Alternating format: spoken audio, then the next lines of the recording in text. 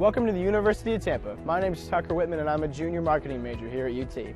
Today we're going to look at some of the highlights of our beautiful Riverside campus here in downtown Tampa. We'll start at Plan Hall. This historic building was opened in 1891 as the Tampa Bay Hotel and now serves as the main academic building here at UT, with 4 floors of classrooms as well as faculty and administrative offices. Next up, the Vaughn Center, the hub of campus life and activities. This multi-purpose building includes the campus bookstore, our primary cafeteria plus an additional food court, a theater, as well as offices and meeting rooms for student organizations. The Vaughn Center is also one of UT's residence halls, providing 5 floors of student rooms. Morsani Hall is another residence hall here at UT. In addition to housing approximately 450 students, this building offers another selection of eateries as well as a small grocery store. Now let's check out the Sykes College of Business. This academic building houses classrooms and faculty offices for UT's undergrad and graduate business students. This building also has a real-time stock trading room. Right next door is the Sykes Chapel for Faith and Values. This gorgeous interfaith chapel features a large main hall complete with a massive pipe organ, as well as meditation rooms and meeting rooms. Student healthcare is a major priority for us here at UT.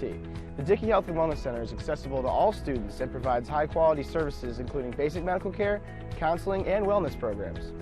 On the east side of campus, you'll find the McDonald-Kelsey Library. Here, students can learn from a large collection of books, periodicals, and digital databases. They can also take advantage of our numerous study rooms and computers. The Academic Success Center is another great resource for students. This is your one-stop shop for academic advising, coaching, and tutoring services. Whether you're a seasoned athlete or just want to shoot some hoops, the athletic facilities here at UT are hard to beat. The Bob Martinez Athletic Center includes a large gymnasium, a weight room, and training facilities. In addition, the campus features an aquatic center open year-round, 6 tennis courts, baseball and softball fields, a 1,500-seat stadium, as well as a lacrosse field and intramural complex. Need a break from studying? Head to Falk Theater and catch a play.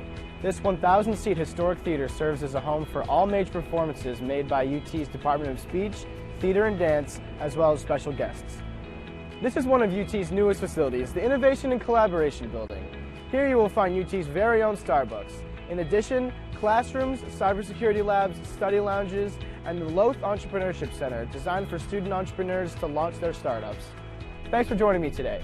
If you enjoyed this video tour of UT, we'd love to give you one in person. For more information or to schedule a campus visit, go to ut.edu.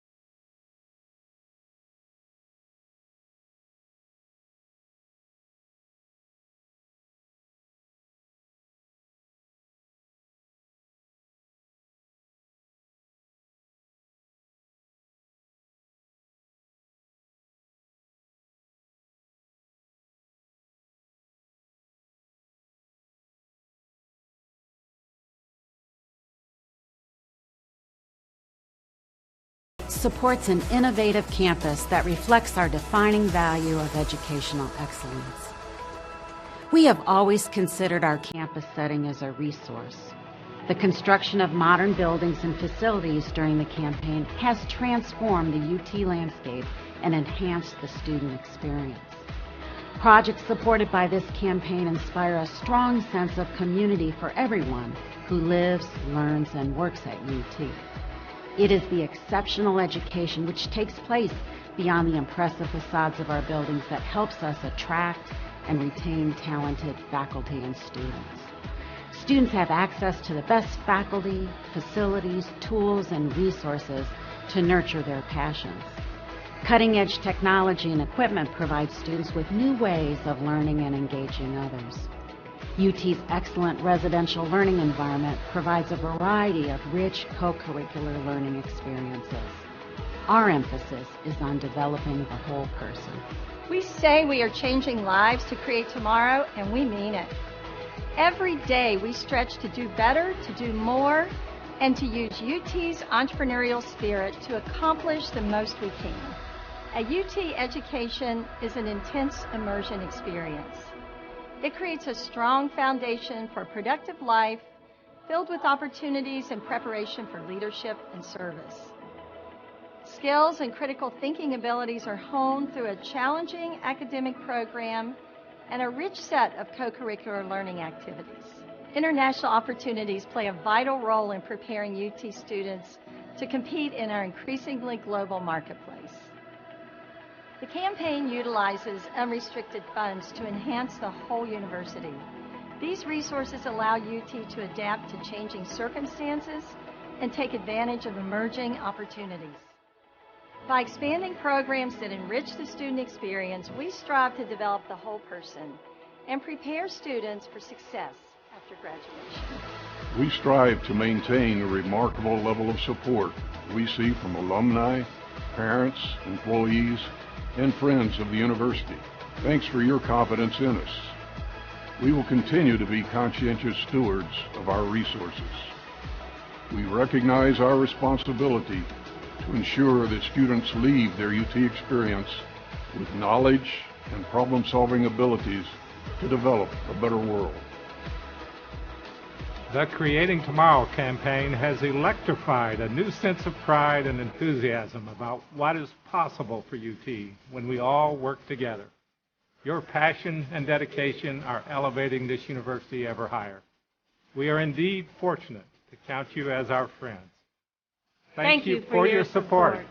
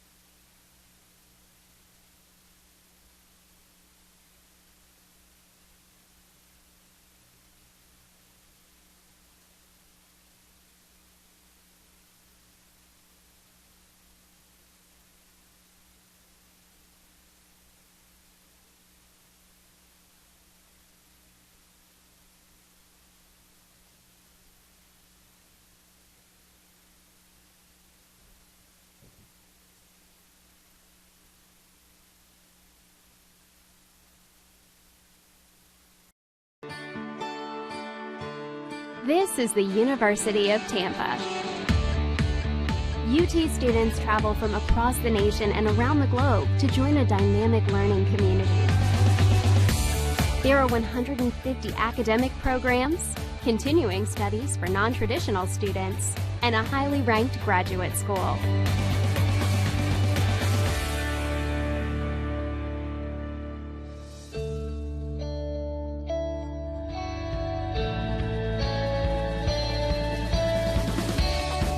Academic opportunities are extensive and rigorous, but this mid-sized residential campus retains a welcoming feel. With a student-faculty ratio of 16:1, students benefit from direct interaction with expert faculty, a faculty that is passionate about teaching and mentoring. Outside the classroom, UT enjoys a unique environment. Plant Hall, a National Historic Landmark, is surrounded by modern and historic buildings on 105 acres. UT's beautiful downtown riverfront setting offers a gateway to the heart of a vibrant city. Students are within walking distance of jobs and internships, and the recreational opportunities are endless, both off campus and on campus. Students live in upscale residence halls and enjoy diverse activities, including performing arts, guest lectures, nearly 200 clubs and organizations, and a nationally ranked NCAA Division II athletics program.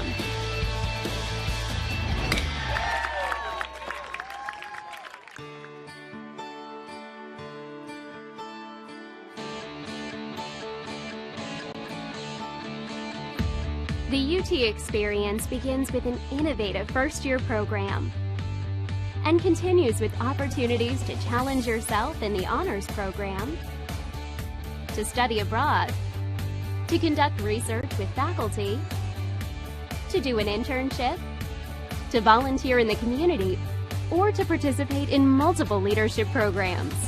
Explore your dreams, discover your talents, get ready to invent, innovate, and be a leader. This is the University of Tampa.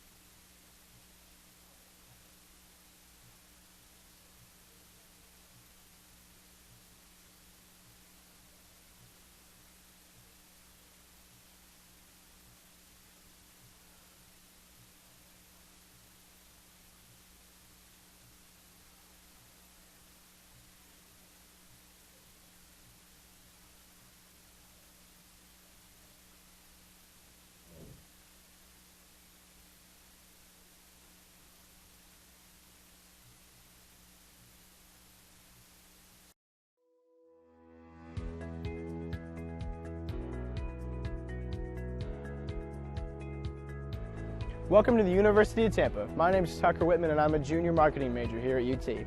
Today we're going to look at some of the highlights of our beautiful Riverside campus here in downtown Tampa. We'll start at Plan Hall. This historic building was opened in 1891 as the Tampa Bay Hotel and now serves as the main academic building here at UT, with 4 floors of classrooms as well as faculty and administrative offices. Next up, the Vaughn Center, the hub of campus life and activities. This multi-purpose building includes the campus bookstore, our primary cafeteria plus an additional food court, a theater, as well as offices and meeting rooms for student organizations. The Vaughn Center is also one of UT's residence halls, providing 5 floors of student rooms. Morsani Hall is another residence hall here at UT. In addition to housing approximately 450 students, this building offers another selection of eateries as well as a small grocery store. Now let's check out the Sykes College of Business. This academic building houses classrooms and faculty offices for UT's undergrad and graduate business students. This building also has a real-time stock trading room. Right next door is the Sykes Chapel for Faith and Values. This gorgeous interfaith chapel features a large main hall complete with a massive pipe organ, as well as meditation rooms and meeting rooms. Student healthcare is a major priority for us here at UT. The Dickey Health and Wellness Center is accessible to all students and provides high-quality services including basic medical care, counseling, and wellness programs. On the east side of campus, you'll find the McDonald-Kelsey Library. Here, students can learn from a large collection of books, periodicals, and digital databases. They can also take advantage of our numerous study rooms and computers. The Academic Success Center is another great resource for students. This is your one-stop shop for academic advising, coaching, and tutoring services. Whether you're a seasoned athlete or just want to shoot some hoops, the athletic facilities here at UT are hard to beat. The Bob Martinez Athletic Center includes a large gymnasium, a weight room, and training facilities. In addition, the campus features an aquatic center open year-round, 6 tennis courts, baseball and softball fields, a 1,500-seat stadium, as well as a lacrosse field and intramural complex. Need a break from studying? Head to Falk Theater and catch a play. This 1,000-seat historic theater serves as a home for all major performances made by UT's Department of Speech, Theater and Dance, as well as special guests. This is one of UT's newest facilities, the Innovation and Collaboration Building. Here you will find UT's very own Starbucks. In addition, classrooms, cybersecurity labs, study lounges, and the Loth Entrepreneurship Center, designed for student entrepreneurs to launch their startups. Thanks for joining me today. If you enjoyed this video tour of UT, we'd love to give you one in person. For more information or to schedule a campus visit, go to ut.edu.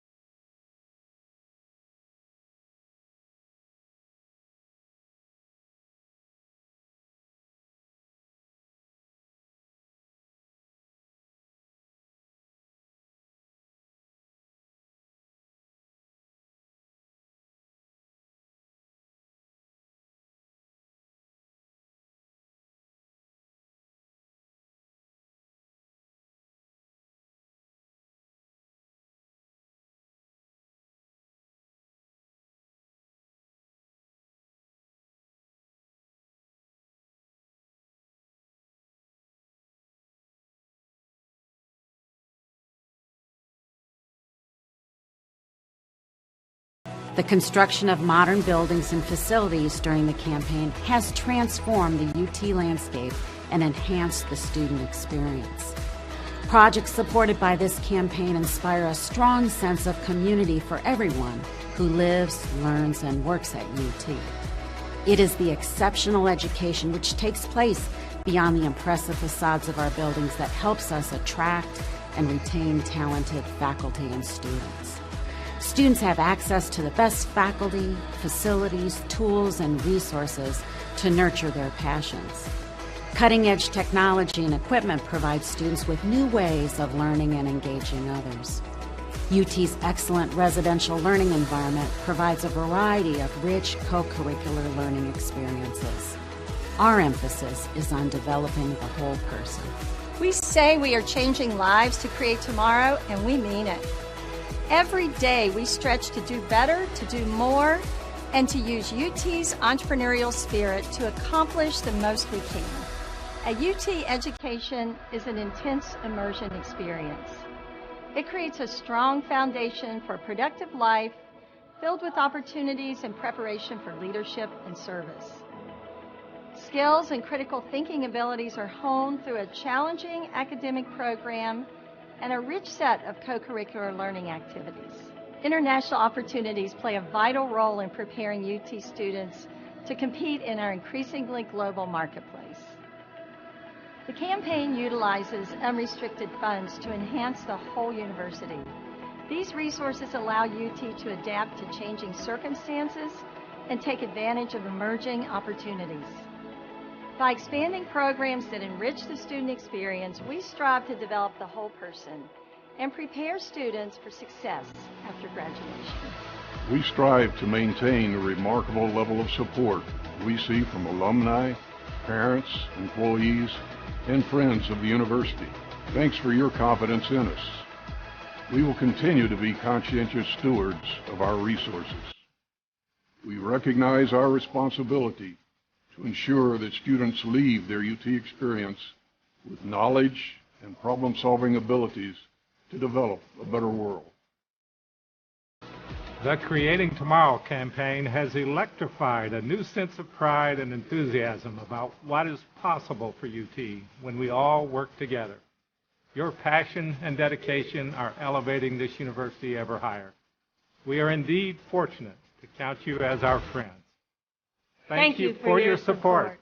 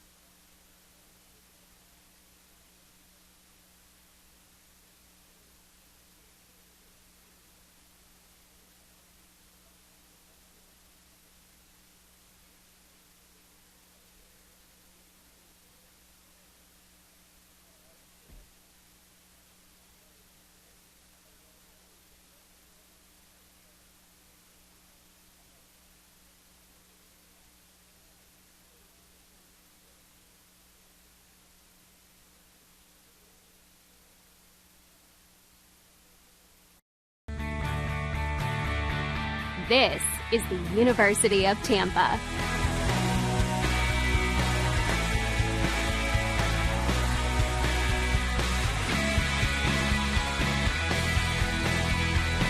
Explore your dreams.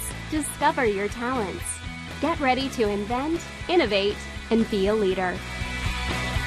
This is the University of Tampa.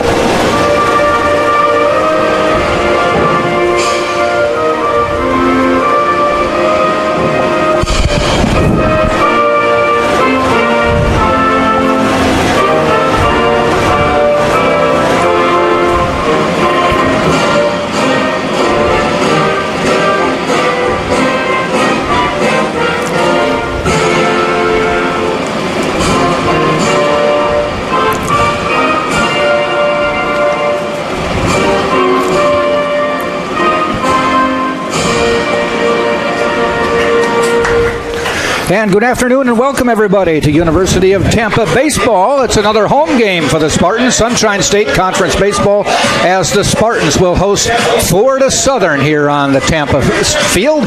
Spartans come in at 14-1 in the conference, 15-2 overall. Florida Southern third place in the conference, 10-7 overall, or in the conference, 11-8 overall. Jack Ike, Tate Gebhardt, welcome everybody to beautiful day. Do we say that every time we play? I think every time we play. And real quick before we start the broadcast, it's finals week almost here at University of Tampa. I want to give a quick shout out to my teachers, Mr. Robert and Marley. Thank you, Mr. K. Wowak. Thank you, Mr. Christopher Coomer. And finally, if not least, Mrs. Ashley Garrick. Thank you so much for teaching me this semester. And we get back into baseball. I'm excited to see what's happening today. And I think I got to say this because I always say it before every game. Prettiest backdrop in baseball. Now, I notice you're giving shout outs to teacher. You've taken the test, but you haven't been graded yet. We don't need to go that into it, but yeah. Am I right?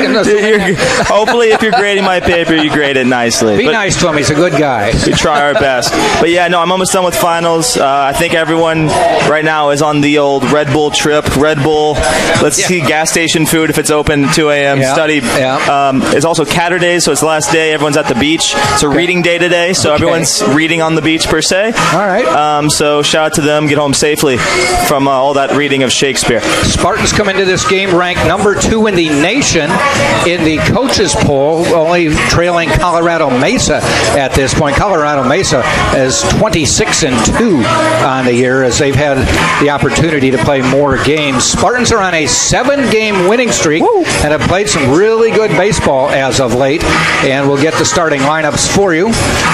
Starting for, we'll tell you that Michael Paul is starting for the Spartans in this game. And let me get the stats on Michael Paul.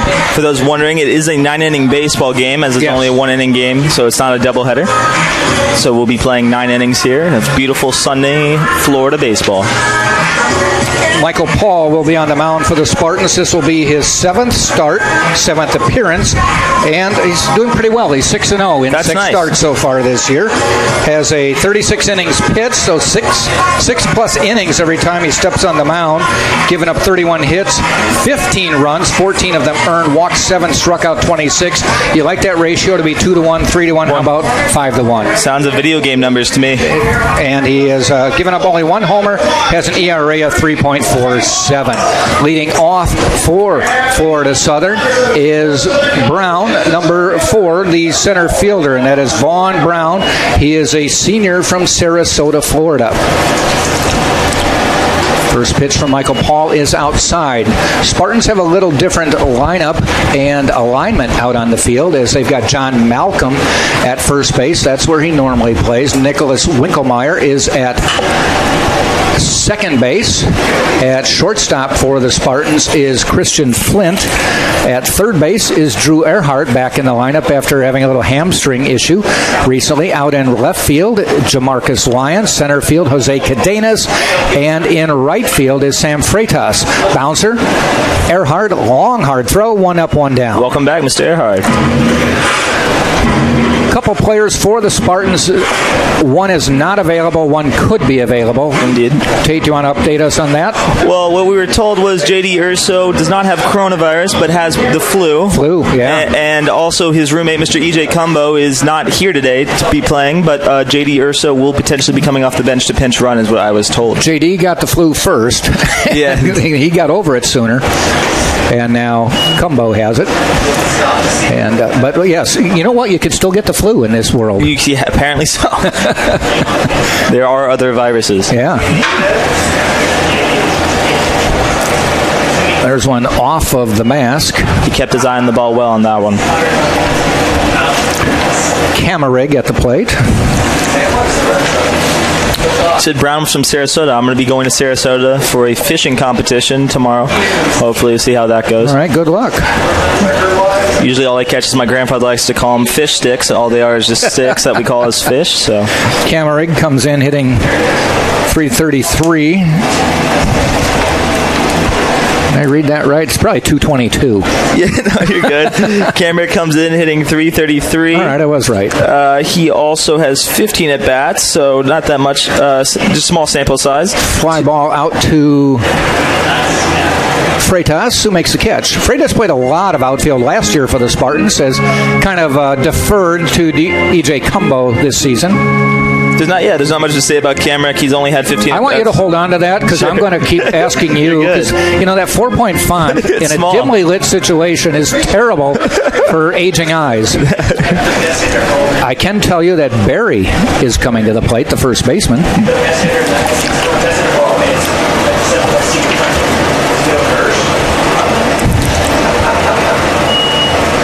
Connor Berry from Seminole, Florida. Just a sophomore.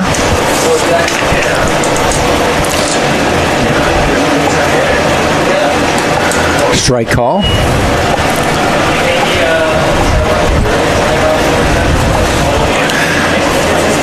As Tate mentioned, this is a 9-inning game today in Tampa. tomorrow, it's a doubleheader in Lakeland. That's the way they're doing things this year, is you'll play a single game at one site, and then a day or two later, go and play a doubleheader at the other site. Pop foul. The logic behind it is, the reason this is a Friday-Saturday is they're close enough that you can just drive there and drive home. Drive back. If it was like a trip to Miami to Barrie or Lynn or something like that, they would play on Thursday, so you could drive home, have Friday to rest, and then the other team comes over for a Saturday game. They're doing it so they don't have as much public exposure. And there's the end of the inning. Speaking of public exposure, he goes down swinging. A quick 3-up, 3-down inning for the Spartans. We played, or for the Florida Southern, they go down quickly at the end of half an inning. It is Florida Southern, the Moccasins nothing, and the Spartans coming to bat. Tampa will send up Winkelmeyer, Earhart, and Lyons. You're watching on TampaSpartans.tv.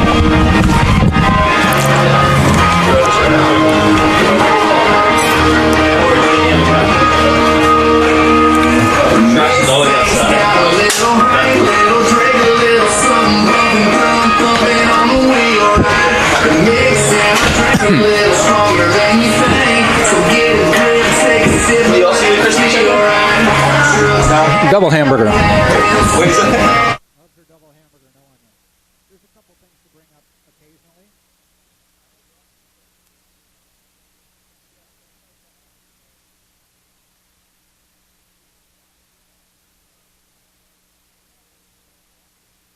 Okay.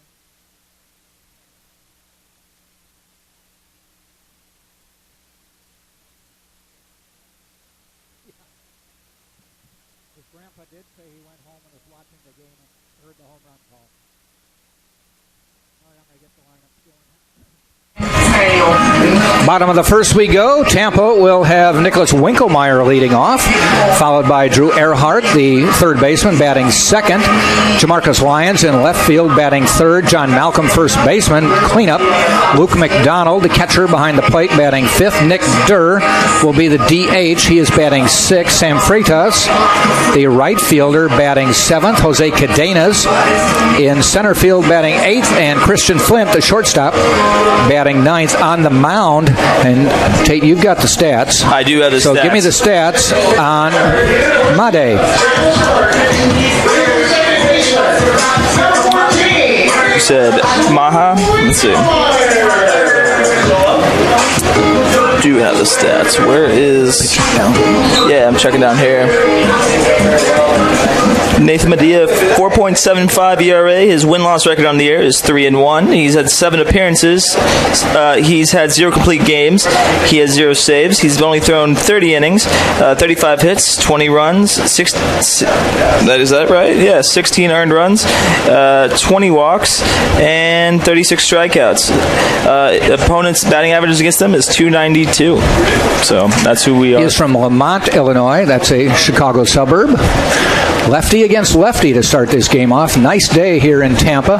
Wind, a little bit of a factor. I don't think it's as bad as it was last week. It was, really prohibitively bad, blowing in. Yeah, it was really bad.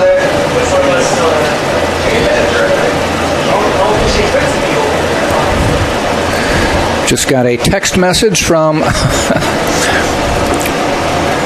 ground ball up the middle. That's going through, base hit. And there's a base hit. Got a text message from, you won't know the name, but Jordan Hahn. Okay. A golfer from the University of Wisconsin who was a Monday qualifier for the Valspar Championship. You're talking about that. Yeah, I must work that. And just got done playing. Interviewed him afterwards for a radio station up in Madison. And talked to him afterwards, and I got a picture of him. I'll show it to you, and no one else can see it. There's his first professional swing. Well, congrats to you, sir. That's a big... interviewed him afterwards, sent him the photo, and he just sent me a text saying, thanks for talking to me. And gotta like that when a pro takes the time. That one gets away. Is he going to make the move? No. Smart. Yeah, he wasn't going to get there. Yeah, it's not close. But that's awesome. Congrats to him. I would say quick shout out to my friend Jake, who actually worked that event. I was about to actually work that event, but school got in the way of that. It's a great event. It's later this year, and I don't know if it's permanently changed. It used to be 3 weeks before the Masters. It was in early March. Now it's in the end of April. About the only difference is it's a little hotter this time of year down here. Drew Earhart ducks out of the way on that one. But anyway, Jordan Hahn shot a even par today. The problem was he shot 7 over yesterday, so he did not make the cut. The cut line is it's a tough tournament. The cut line is -1. Wow. Yeah. But great tournament. Dustin Johnson, number 1 in the nation, or in the world. Yeah. Phil Mickelson playing. I don't think Phil was going to make the cut. He's going to have a good round. Phil's been playing since I was in diapers, so it's been a while. Maybe since I was in diapers. Yeah, no, that's not true. He's been playing golf a long time. Did you see during quarantine it was Tiger Woods with Phil Mickelson? It was that little, and then Tom Brady, and it was a really cool event to watch.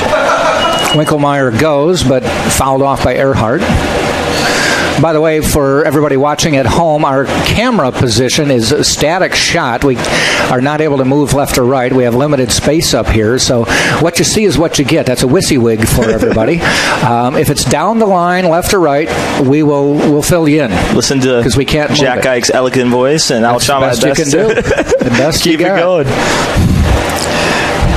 Everyone gets away, and Winkelmeyer will dash down to second base. A friend of mine a couple weeks ago, he tweeted back at me. He was watching the game out in Sacramento, California. And he said, "That was funny what you said about if you like what you're hearing, it's me, and if you don't like what you're hearing, it's still me." And he said, "I've never heard that." I'm like, "I've been using that one for years." And it's the truth. I should write that on my test. If you like it, it's me. If you don't, it's still me. No other way around it. Runner in scoring position, no outs, ground ball, just foul. No.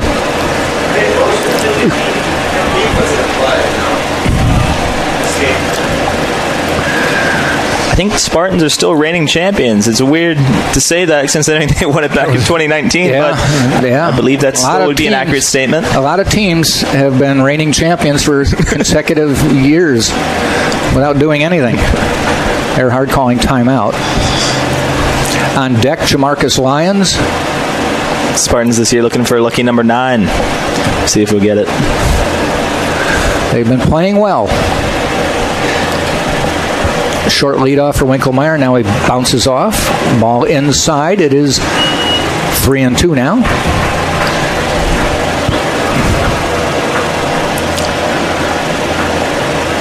Winkelmeyer with a base hit, then went to second base on a wild pitch, and now it's 3-2 on Earhart.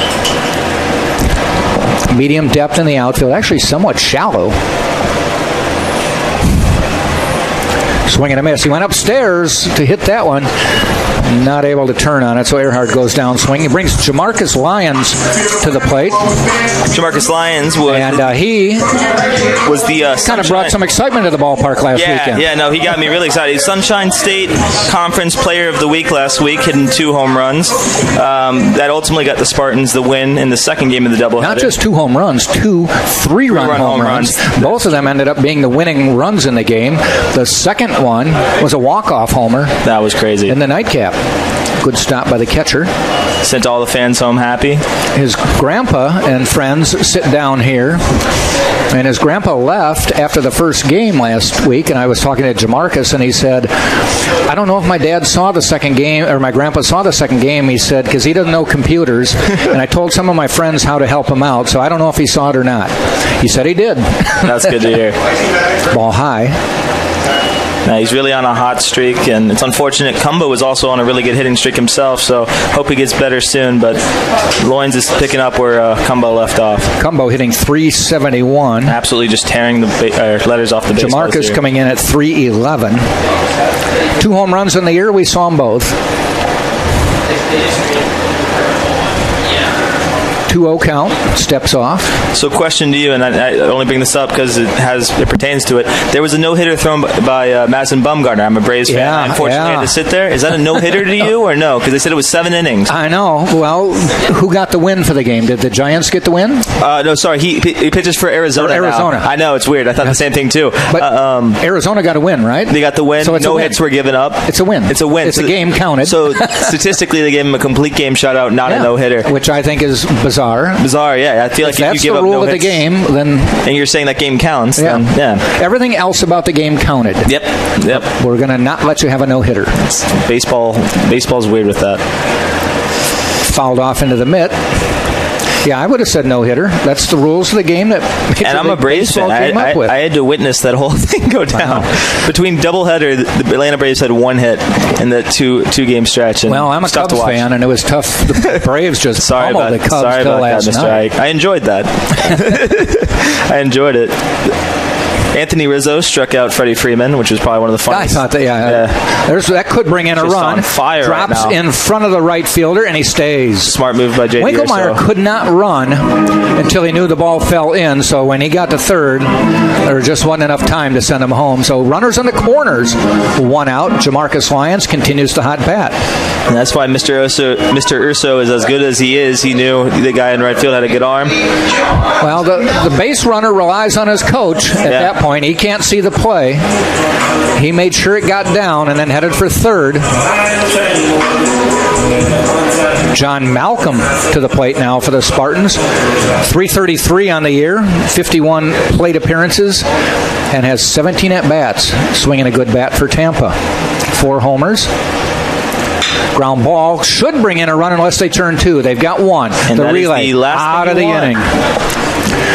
Unfortunately. Tailor-made double play ball, and the Spartans get runners in the corners. Don't score. We played one full. It is no score. Florida Southern and Tampa right here on TampaSpartans.tv.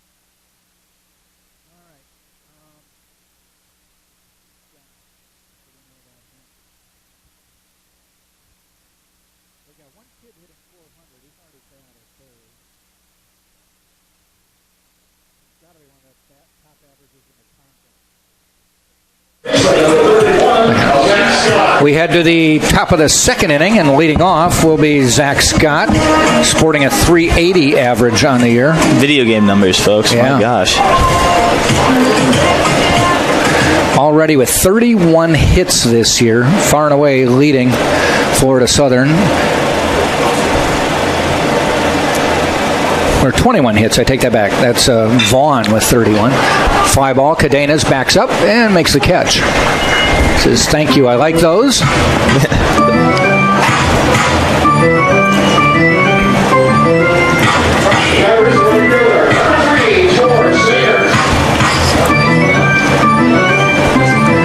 Sainert to the plate.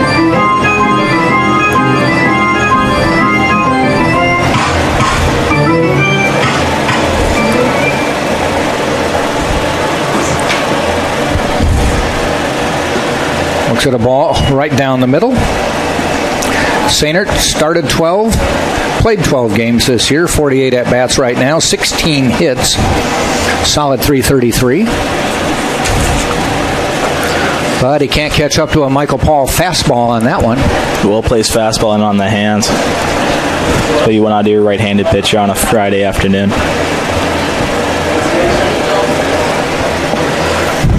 And he went fishing for that one and goes down swinging.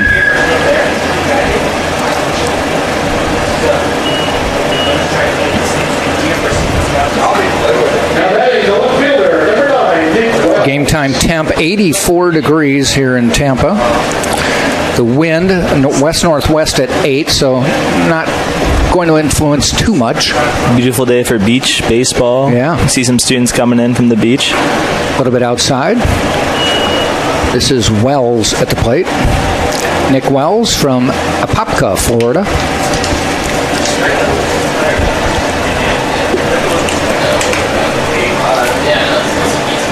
Swing and a miss. It's really working that high inside fastball today. Wells, 39 at-bats, 10 hits on the year, so 256 average.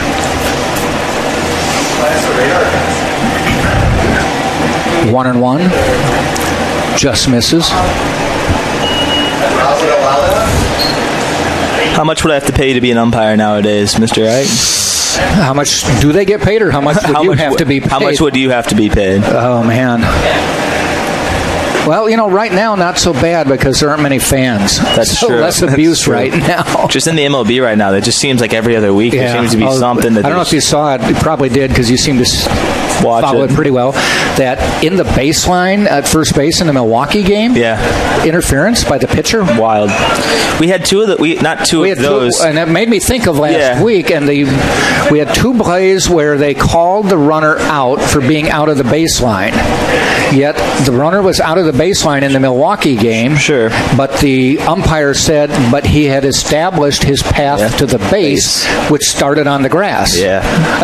I don't. So I'm like, who got it right? Did the Major League guy get it right? And these guys should not have called him out for being I out always of the baseline? wonder that, and I really do think, and there was one time I was in high school, we did a charity project. What we did was, I was on the baseball team, so what we did was we came out one day, and they just had a World Series umpire that, can't remember his name off the top of my head, but they bust in something like... Other strikeouts, so Michael Paul. We'll finish the story on the way back in. Yeah, okay, we'll take a break. You can refine it. We'll get to it. Make it perfect. Another 1-2-3 inning for Tampa. We'll go to the bottom of the second. Spartans will send up McDonald Der Freitas. You're watching on TampaSpartans.tv.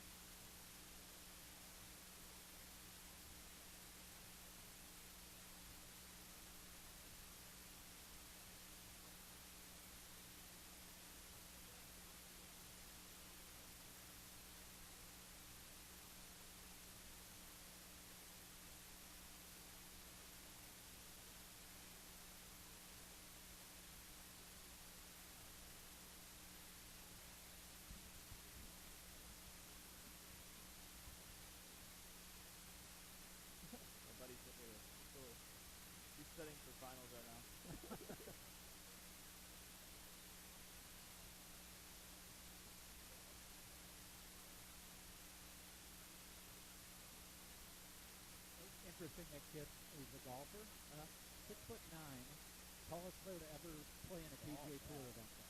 He must weigh, he probably weighs less than me. So I got asked about basketball. I asked him, he said, no, if you saw my jump shot. Yeah, it's broke. Yeah.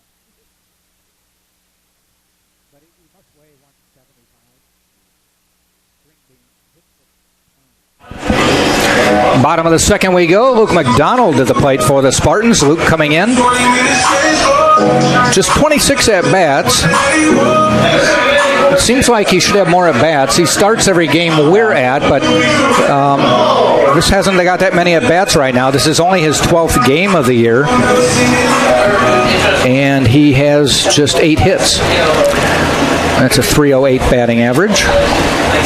After this pitch, I'll go back into what I was saying previous lesson. All right, continue, s'il vous plaît. Yeah, so basically what was happening in high school, they had a bunch of umpires learning to become umpires, and it was a service event we would do, and they would just field it and they say, hey, make an error, because they have to learn how to call games and stuff, so that's basically how they learned how to do it. And I really do wonder if there's there are umpire organizations for Major League and below, but I really do wonder, like you were saying, the play at first, we realized they called it twice, and then later on in the Major Leagues, I wonder if it trickles down, or they say, hey, start looking at this more, we've noticed this is a thing, and then it just slowly just trickles down through all the way, and then eventually gets to, angry dads yelling at Little League umpires. But I wonder if that's how that works, because they've been calling that a lot recently this year. Well, now the play you and I had last week twice was ball right in front of there's a strikeout for McDonald.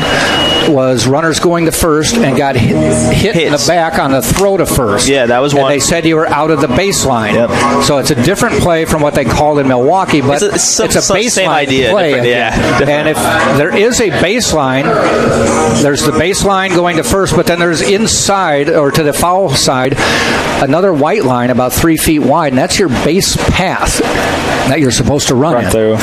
In the Milwaukee game, it was a slow roller down in the grass.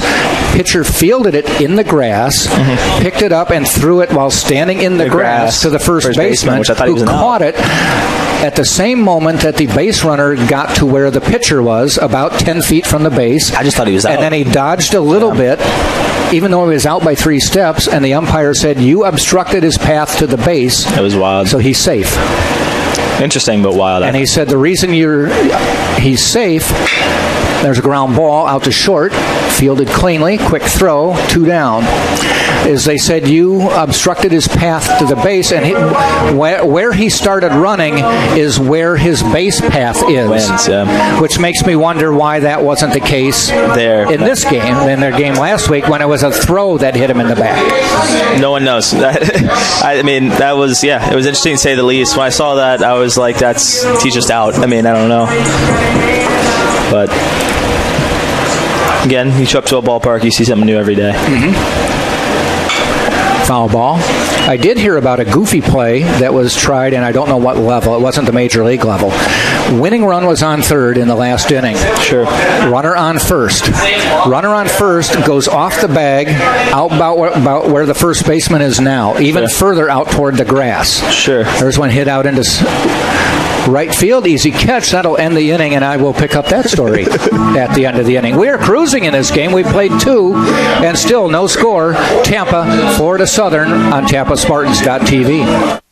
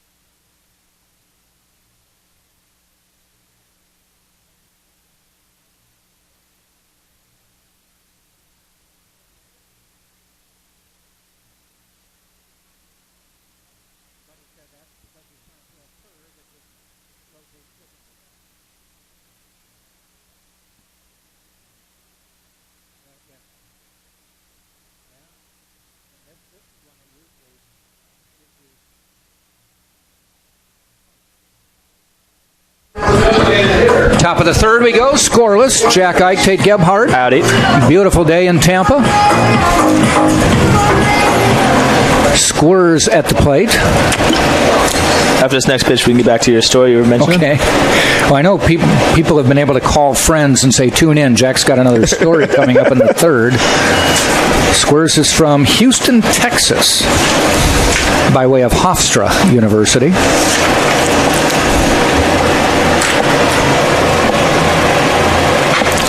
Fly ball, pop foul.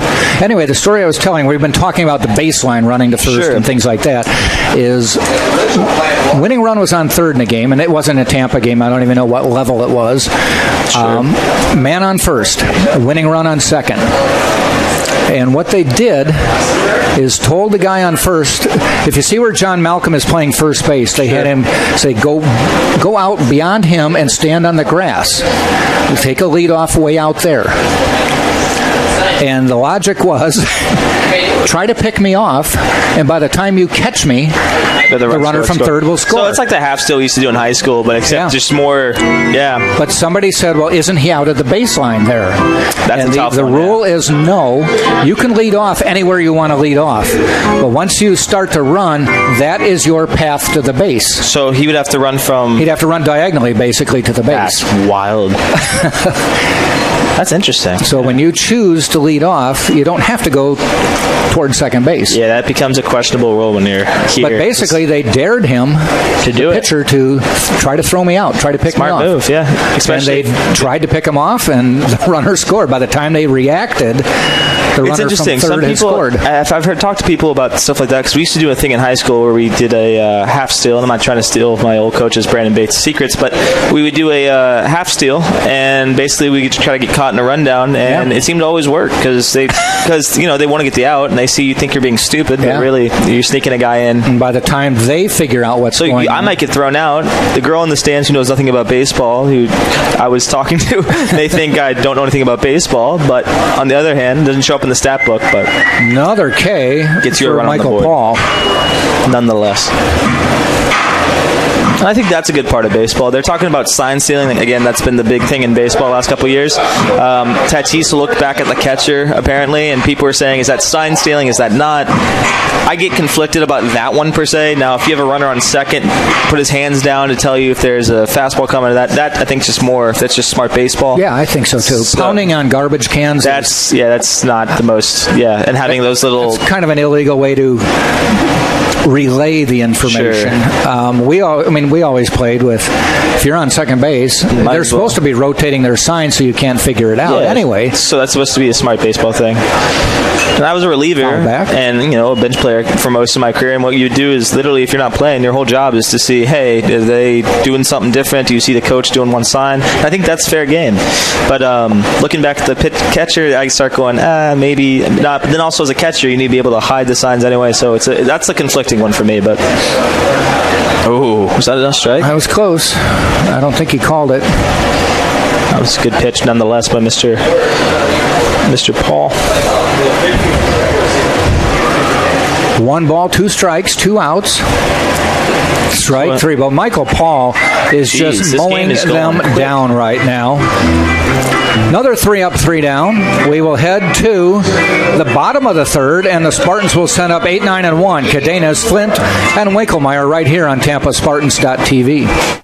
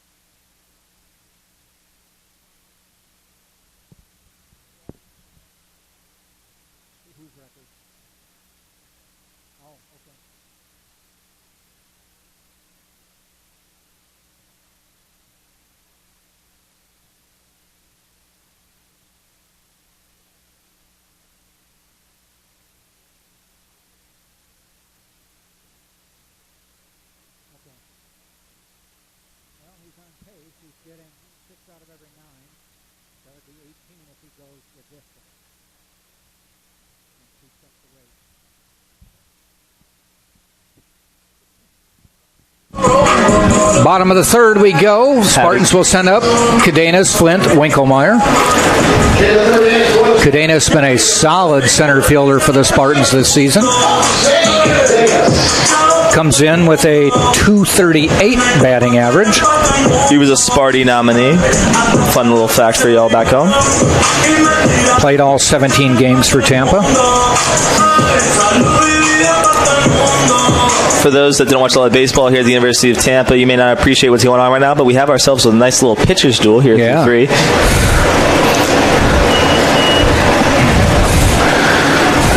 Spartans do have 2 hits, leadoff single, and then Jamarcus Lyons 2 batters later, but did not score. Inside, did not hit him. Nope. Danced out of the way.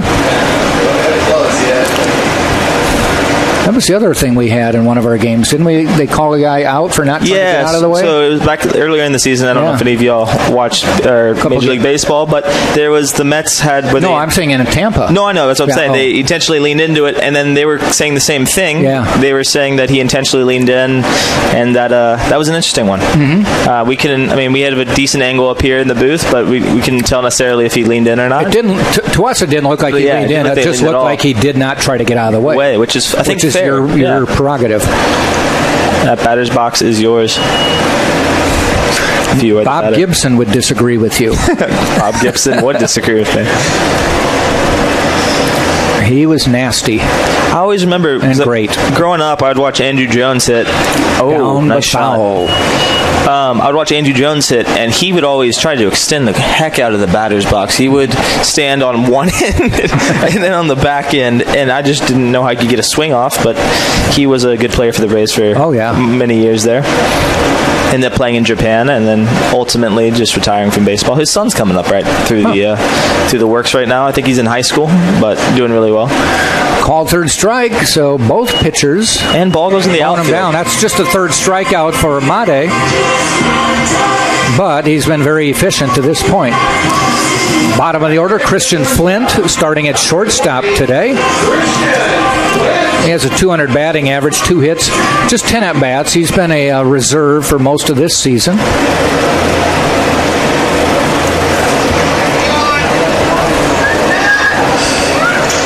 Senior from Delray Beach, Florida. Ball gets away from the catcher. No one on, no harm.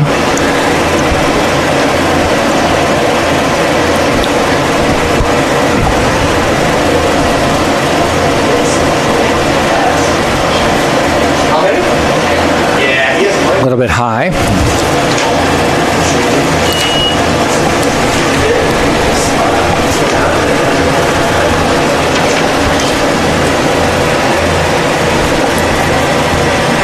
Swing and a miss. Man. Tipped it foul, actually. Oh, my bad. I thought, Doesn't matter. It was the second strike.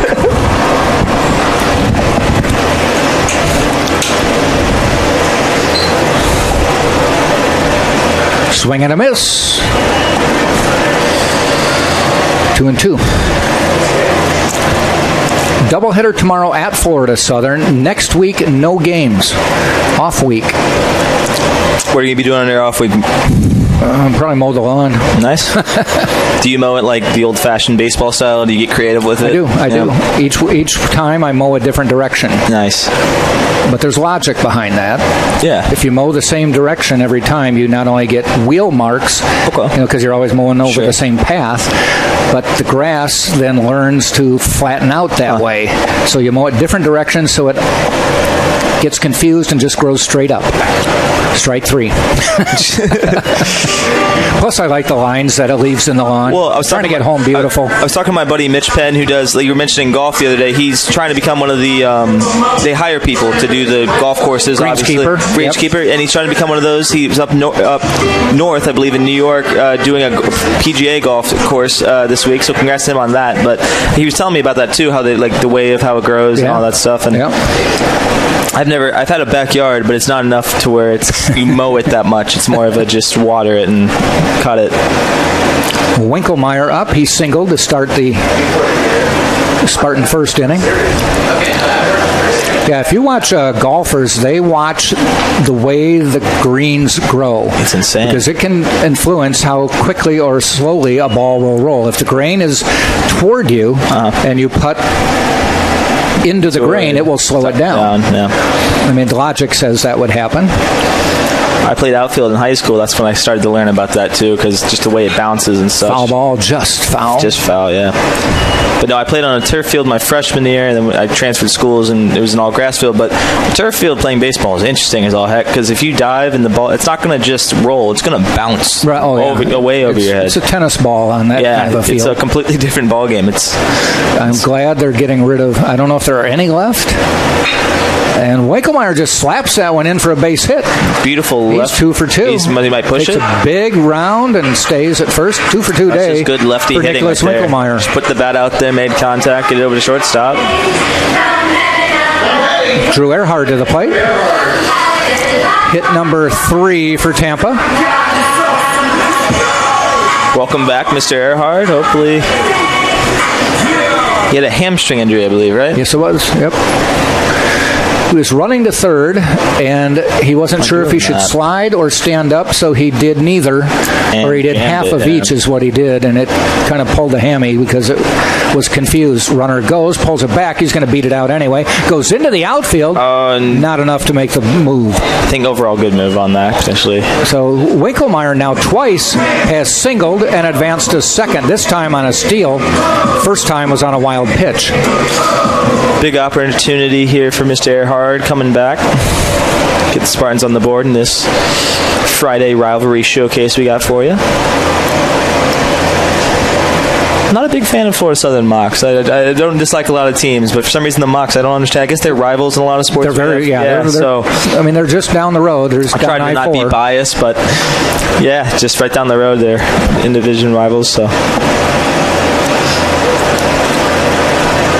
I don't think there's a lot of love lost when it comes to men's basketball. Yeah. Not sure about baseball. I think there's a lot of mutual respect. I remember they have a pretty decent rivalry. I know it's club hockey, but they're pretty big rivals with us in club hockey. I remember that. Have you ever been over to a hockey game for UT? Not here. Great time. Great time if you're a college kid. I used to do play-by-play of Wisconsin hockey. I used to be really into hockey growing up with the Thrashers growing up, and then they moved away. And I'm from Kazakhstan, and they had a goalie from Kazakhstan back then, and then they moved away, and then I came down here, and I was like, well, time to get back into hockey, I guess, because Lightning, again, back in the playoffs. Congrats to them. Yep. Any of them happen to be listening? 1-2 pitch. A little bit high. Speaking of Lightning, a buddy of mine is coming out with a hair product with Patty Maroon for the Tampa Bay Lightning. It's called Letty dressing. So for any baseball players who have luscious flowing hair that they seem to all love, Letty dressing is one of the things that will be coming out here shortly. But is he going to get Trevor Lawrence to endorse it? That would be ideal next up on the candidate. But the guy's a real good entrepreneur. Shout out to Vandy. But yeah, no, he also wants to get into baseball too because as of recent years, I remember back in the day they used to wear mustaches a lot, and then there was beards, and now it's hair. So look out for that. Tampa student coming out with that will be it'll be interesting. 2-2 with 2 outs to Earhart.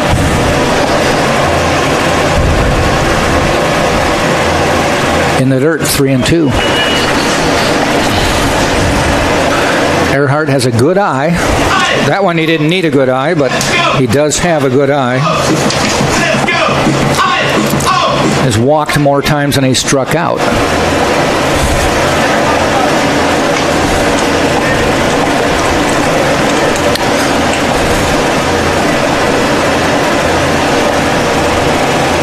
Pop it up, though. They may have a play on this.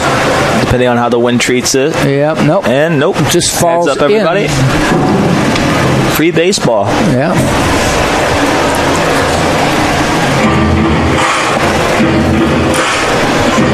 Someone cut themselves a souvenir.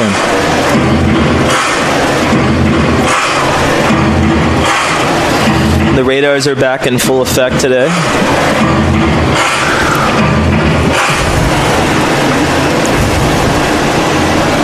He looks like 1 or 2 scouts to me, at least.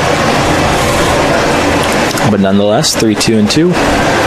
Full count pitch. Earhart waits. Slaps it down first base. Nice stop by the first baseman. Quick toss. Moves no one across. That ends the inning. So again, the Spartans get a man on second. But a great play by the first baseman to make the play there. And that is it for the third inning. Again, Spartans threaten. Nothing happens. No score after 3 on TampaSpartans.tv.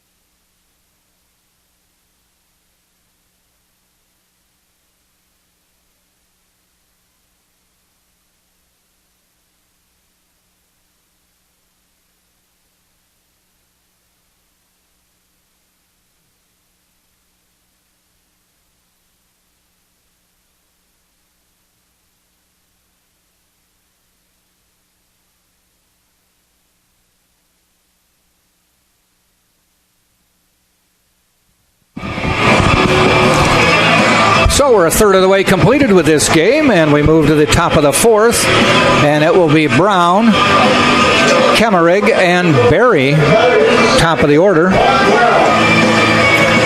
Michael Paul cruising along here for Tampa.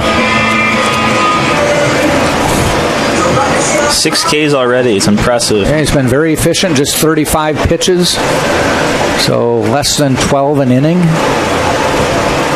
A lot of people doing that, swinging and missing.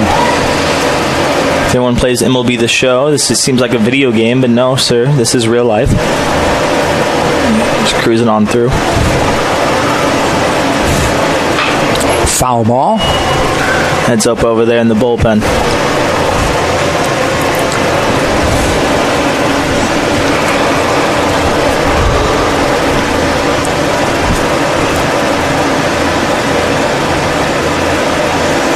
Oh-2 on the way.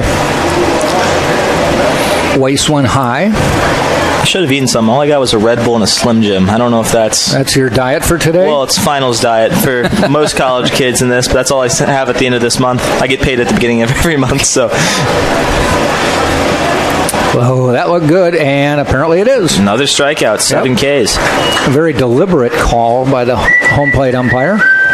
7 Ks out of 10 batters.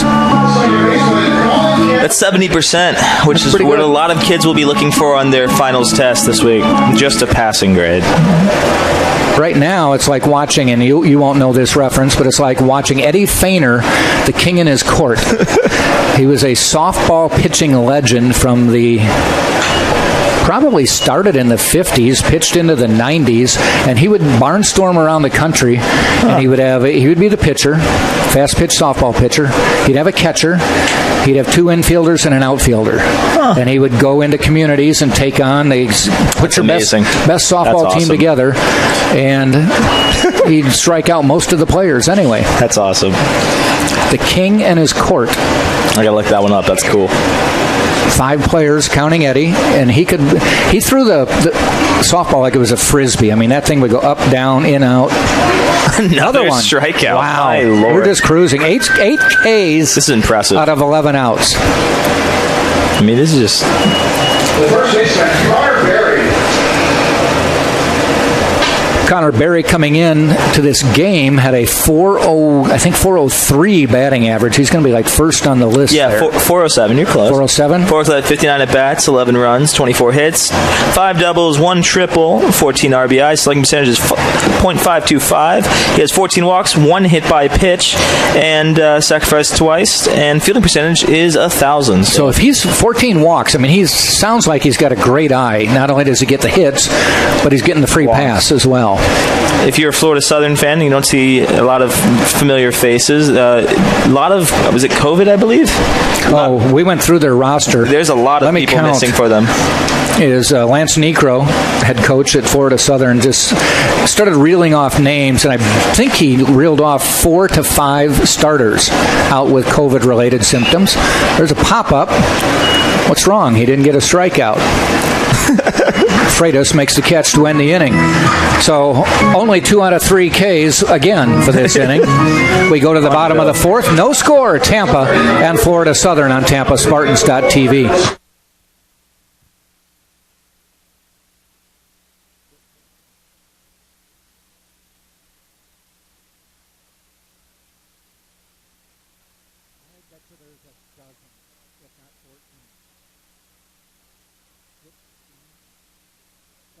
Didn't it sound like he reeled off 4 or 5 starters, and then he went into the rest of them?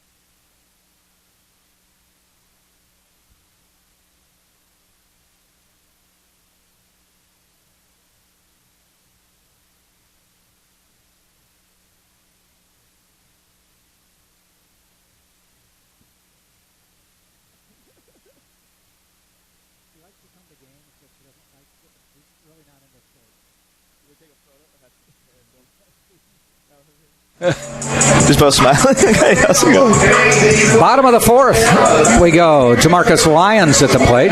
We were talking about Florida Southern. 16 players did not make the trip today because of COVID-like symptoms. Yeah. And Lance Necro, head coach, probably reeled off, I think, 4 to 5 starters not able to play today. And I believe his half-brother. JJ. Is he here today? He should be in there. Okay, so he's here. I thought he was very one of the ones that were injured. Very good pitcher. Or not injured, COVID. But, as a Braves fan, that's really cool to meet someone. Ken, too. Mr. Phil Necro. Yeah. I met him way, way back in the day. Very nice dude. And, of course, I knew the name from Joe Necro, who started his major league career with the Cubs. Interesting. A couple of years. And I thought he was with the Cubs a long time. It was only like 2 seasons. Some people have those effect where you feel like they're on forever. Yeah, I mean, that was when I was really into the Cubs. Yeah. And I could have told you anything about anybody. Now I couldn't tell you 5 starters. Well, the reason I say that, I'm a huge Bartolo Colon fan, and I felt like he was with the Braves for like 3 years, and he was really only there for like a year. And another base Jamarcus Lyons, he just hits them where they ain't right now. 4th hit of the day for the Spartans. 2 of them for Winkelmeyer, 2 of them for Lyons. Spartans, though, nothing to show for it. They haven't pushed anyone across yet. John Malcolm to the plate.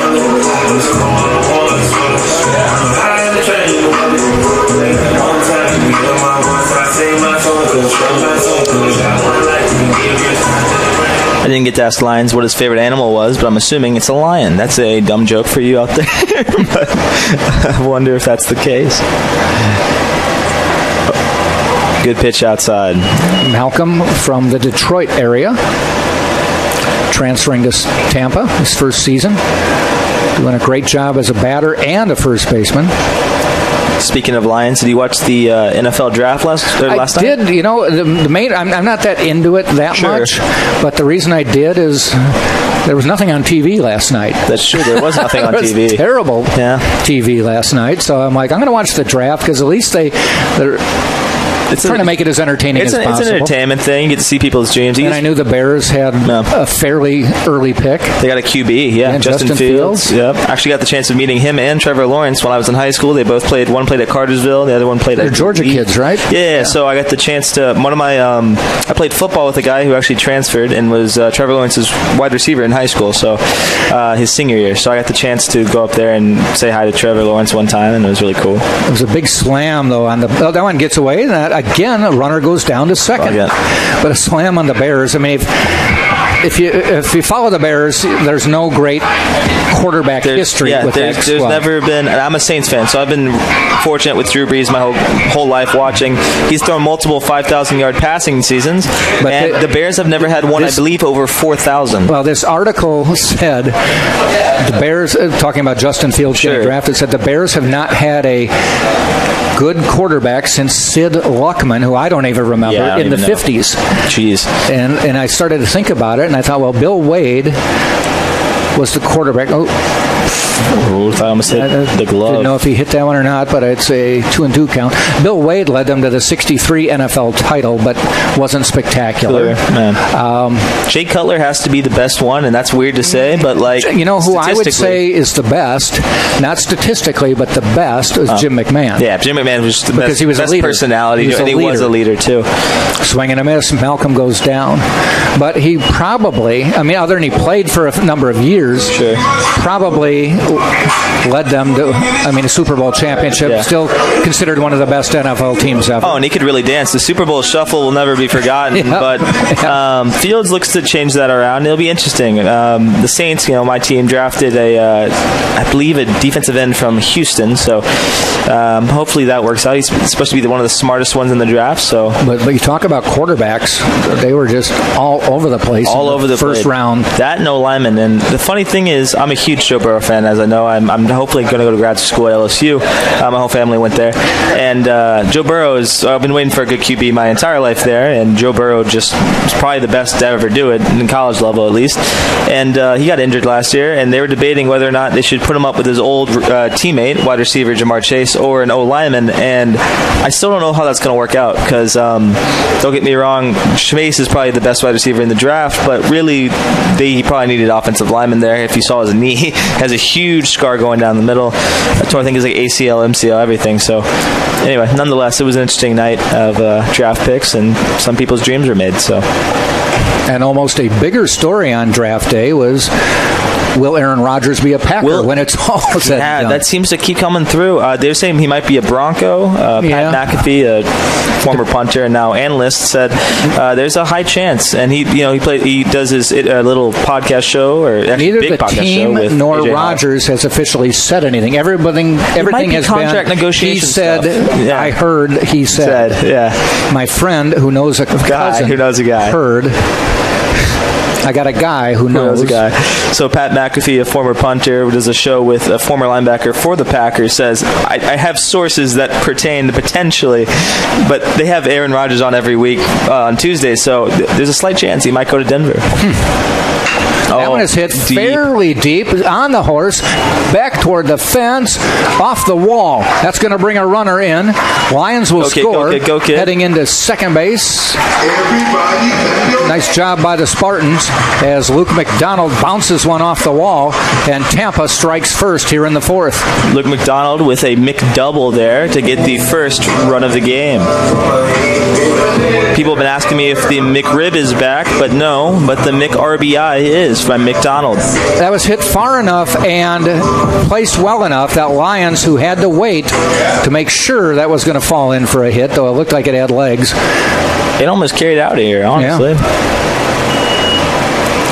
I don't know if it looks like, to me, it might have dented the wall. If you looked out there, if you look at the Dean Marini sign, there's a little gap. I wonder if that was just caused by that, because it looks like the Judge Square would just... I don't know. Brings up Nick Durr to the plate. Interesting fact. If it hits the yellow line, I always depends on where it goes. Where it goes has to go if over. It comes back in. It's in the park. Yep. Would have got stuck in between the fence sign and the yellow sign. A couple of that little gap up there. Yeah, that's what I'm thinking. If you get stuck probably there, a dead ball and a double. Yeah. There's one on the other one over there too. I wonder if that's a little bit of a gap. Interesting. I'll go check that out after the game. That's interesting. That's the only two spots I can see that something weird could happen. We'll look back in instant replay later and see what necessarily happened. He hit it at the base of the wall, so that's true. Tap foul. I didn't see where it hit on the wall. That's why I was down asking. Below the national champion numbers. Okay, so it hit over there. My bad. I thought it hit the Dean Marini. Just to the right of the big D. Florida Southern and Tampa sporting multiple baseball national championships. Last one for Florida Southern, 2005. Spartans, my freshman year. Last one for Tampa, 2019. Yeah, they won it freshman year against Colorado Mesa, I believe. Who at the moment is ranked number 1 in the nation. We may have ourselves a rematch from 2019. We might. Don't want to jinx anything, but who knows? Get the word on regionals. Okay. 6 teams make the regional, at least in this regional, and I believe maybe all for the other 8. So that'd be 48 teams. Spartans in the past, they've had 8 teams, and they had what they called a sub-regional, where the top 2 seeds would each host 3 other teams, and then the sub-regional winners would meet for a and you have to win the regional to go to the College World Series. Yep. Ball gets away, scooting down to third is Luke McDonald. What they're going to do this year is 6 teams. In the past, the number 1 seed hosted the regional. Okay. This year, it's going to be predetermined. Sure. Then they will select a team to host. It doesn't have to be the top seed. Okay. Tampa has put in a bid to host, but so has Lee. So I might be seeing you some more this summer. Okay. Interesting. It's usually teams that assume they're going to make the tournament. I heard that. I have a buddy of mine, Brooks Mitchell. Shout out to him. I'm not giving shout outs to other players usually, but he's a buddy of mine. Played high school ball with him. He plays over at West Florida. He's currently injured, but he was talking to me about that earlier in the week. They can hold about, I think, 3,000. It's a lot of people they can hold. So it may be West Florida, it may be here. Well, some of it, according to Tom Colby, is seating, but also what the protocol is for allowing in spectators. Okay. And if, say, one school says we're only going to allow 25% in, another school says, hey, as long as it's interesting, yeah, certain precautions are met, or if we say 25%, but we hold 5,000. It gets interesting. LSU, this is a little random, but LSU announced they're going 100% with baseball.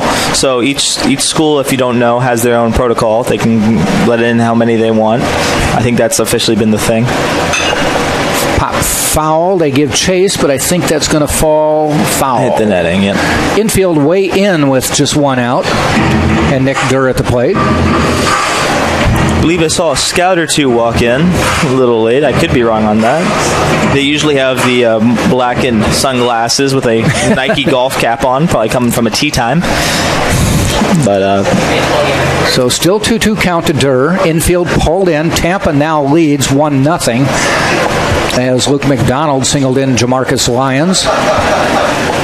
And the pitch. That one's out. That's going to bring in a run and may fall in, giving chase and a nice running catch, but tagging and scoring easily is Luke McDonald. Wells with a good catch out in left field. He's been tested twice today. A McRun by McDonald in the 2-0 on the sac fly. 2-0. Spartan teammates going up to give a nice high five. Fun story. You know, the high five was created by a baseball player. I can believe it. Yeah. There was a whole documentary on it the other night. I was bored. I have the ESPN Plus app, and I watched it. It was... was that Oakland? Was it Oakland? It was I believe it was a guy in the Dodgers organization. I believe he's a coach now. Okay. Let me look. I'll have to look that up in between innings. I know the Bash brothers, McGuire and Canseco, did the kind of the forearm hit. Forearm, yeah. I always thought high five might have been a surfing thing. I believe it was the Hang 10 one. I knew there was a number involved in what you were doing. Yeah. High five, hang 10, twice as good. So there's actually, when I Googled it, Wikipedia has varying beliefs on who invented the high five. They say Lamont Sleets. Ground ball, base hit. And so a 2-out single. Let me see. By Christian Flint, or I take that back, by Sam Freitas.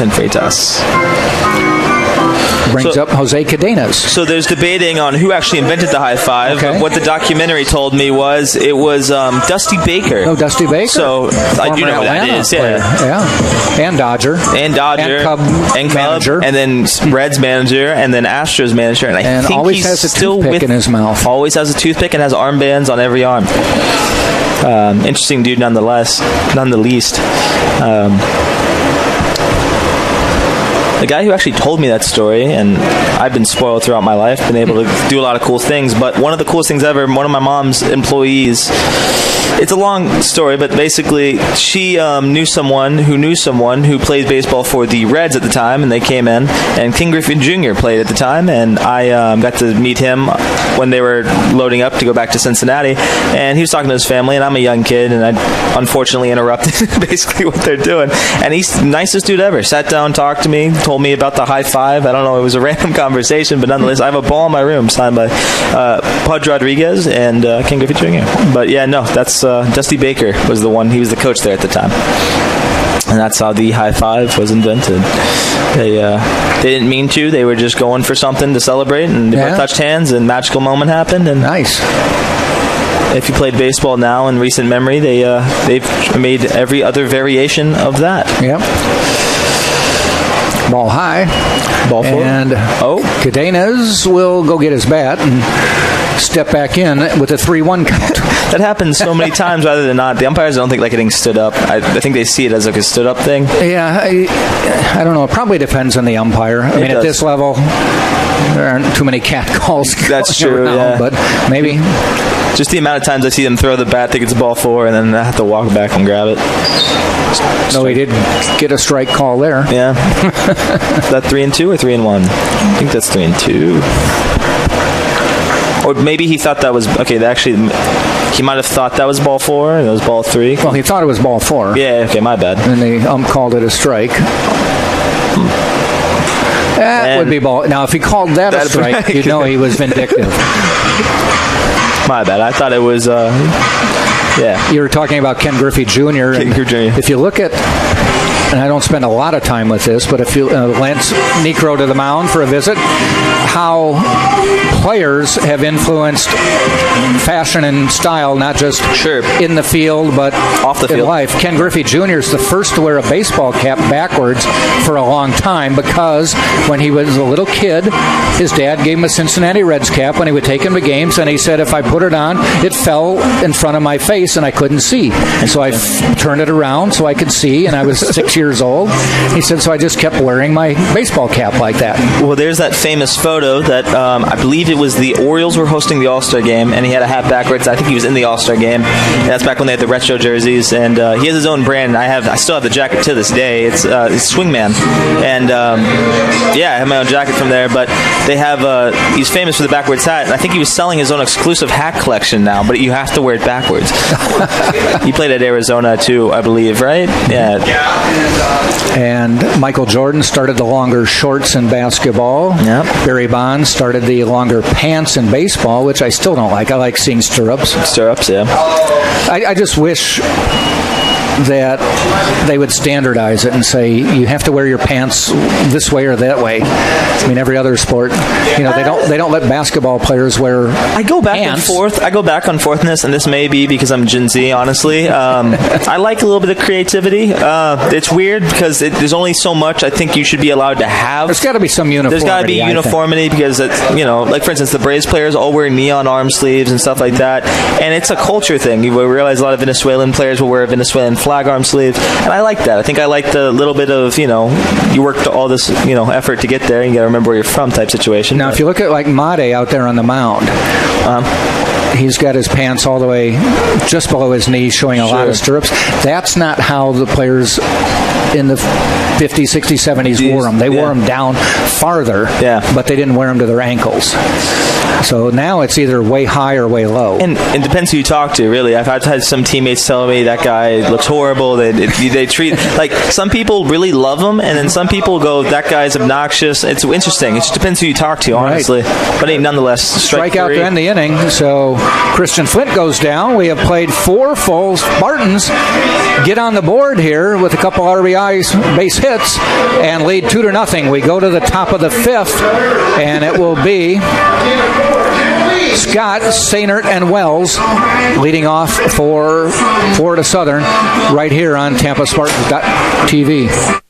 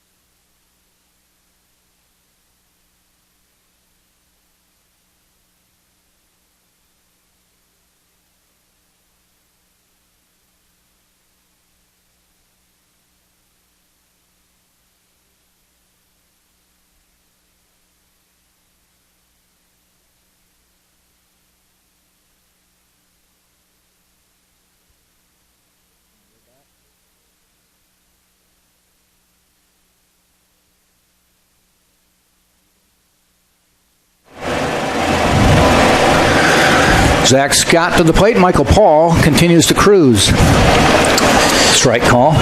Try to talk more about the game, but I went to the gas station before the game, and I bought the biggest Slim Jim I have ever seen in my life. I don't know if you remember Randy Savage. This is his own personal sponsorship, I believe. Dana's center field going way back center field, and there goes Did he catch that? The no-hitter, the perfect game, and the shutout. I thought he caught that for a second. Nope, that was high off the grass, off the green background. A home run for Zach Scott to straightaway center field. And as I said, we haven't mentioned it at all, but there goes the no-hitter, the perfect game, and the shutout. Put me in a long Italian boat because that ball is gone on. What was it? Oh, no, I botched it. It was Angola. Wait. Oh, I got to look that up. It's from my favorite show, but nonetheless. Angola? I'll have to look that up. Anyway. I mean, that was hit dead center. Yes. That was it. I mean, that was just a shot. That would have been even more impressive last week with the winds at 18 miles an hour. But folks, during this rivalry Friday baseball game, score is now 2-1. Spartans still lead if you're just joining us.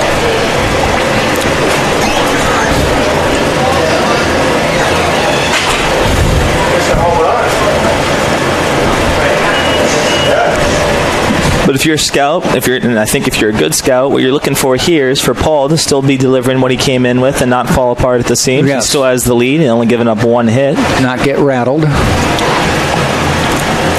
Ground ball. Foul by about 2 feet.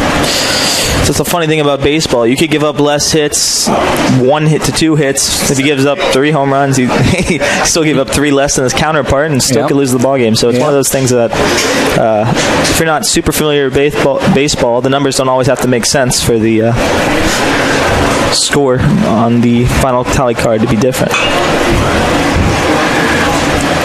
And not only numbers not making sense, I get a kick out of the fact that if you go to an extra inning game now, a team could score without getting a hit. Yeah. It's crazy. Or a walk. Yeah. Or an error. I think the craziest walk-off ever, and it feels almost, strikeout. That's a good way to back to normal. Come back. But I think one of the craziest games to ever end on was a walk-off balk. Walk-off balk or a walk-off walk. You're just like, and it's over. All right, go home. Thanks. All the fans that paid $18 for a hot dog now are sitting in the stands going, I guess that's how we're going to wrap this up. Do we cheer a lot, or how do we handle this? And if you're a pitcher, I don't know how you write that off. I think a walk-off balk would probably be the worst way to lose. You'd be thinking about that all day. Other than a grand slam. That one hits him. I think we have ice. It's Wells down to first. So, as you said, we have to watch and see how Michael Paul handled that home run. He battled back with a strikeout, but then comes a little bit too inside here. Now, my question for you, and obviously it's always an interesting factor in the situation that he's now in. If you're JD Urso, do you think about singing under the bullpen at this moment, or do you kind of let him try to play it out? JD? Not JD. Joe? Miss Joe Urso. Okay. My bad. 2 Ursos on the team throws me off sometimes. Mr. Joe Urso. If he sends someone out to the bullpen or not. I think he's probably going to give him another batter or two, but I would say if he doesn't get anybody here, if he has a little control trouble here, you'll see some people sprint down. Okay. Right now, nobody in the bullpen. Sorry, talking about JD earlier. I just flipped the switch on names. Spartans have added kind of like an overflow dugout beyond the dugout, which wasn't there last year, but a fenced-in area, not in the bullpen, but just immediately dugout beyond adjacent. The dugout. Yeah, and a number of players, just like in Tampa. Don't know if they're all pitchers or not, but I think they aren't necessarily. There's Mr. Ross out to hand the baseballs to the umpire. Fun fact about him, I was talking to him the other day through direct messages. He pitched in last week's game when the walk-off, and he got the win. I noticed a pitch, and I was like, interesting. Is this a curveball? It looked different to me. And I was talking to him. He actually does not have an index finger on his throwing hand. All the way down? Or at the knuckle? Or? I did not ask that in depth, but I think it was down to I think it just doesn't have it, because He was in I believe it was a table saw accident in 2018, got it cut off, and had to completely learn how to pitch again. Wow. And nevertheless, persevered. I mean, you're talking index finger, which is your pointer, which is the one that really grips is everything. What you grip, yeah. And he throws sidearm. So it's just impressive to see the dedication is to relearn how to basically pitch certain things, certain types of pitches, because that takes years to craft for those who don't watch baseball. But he had index finger completely taken off table saw, I believe. Wow. He might have still up to the knuckle, who knows, but nonetheless, still very hard to control a baseball. Yeah, you couldn't put the pressure on. And just a cool story all along. He said he hopes to inspire kids who may not have a missing joint, or nonetheless sad but cool. It's cool, and it's the way he goes about it is cool, because you could equally say woe is me and just completely quit baseball, but he decided to keep persevering, and he's still one of the better relief pitchers Spartans seem to have. So it's a cool story nonetheless, and he got the win last week against when the Lions hit the walk-off home run. But also from Statesboro, Georgia. So Georgia. Paul on the 3-2 goes to first. Georgia connection.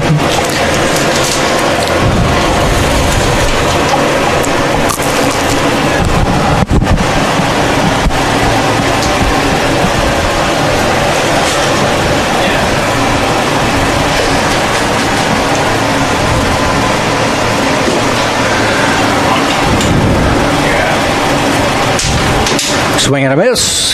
Chalk up another K for Mr. Paul. That would be 10. I believe I was talking to Mr. Tom Colby. He said it's somewhere in the 18 range is the record. Don't mean to jinx anything, but he's I believe we did a game last year where the team strikeout high was reached. Not by the starting pitcher had a boatload, but not a school record. But overall, over 9 innings, all the pitchers combined had close to 20, if not in the 20s.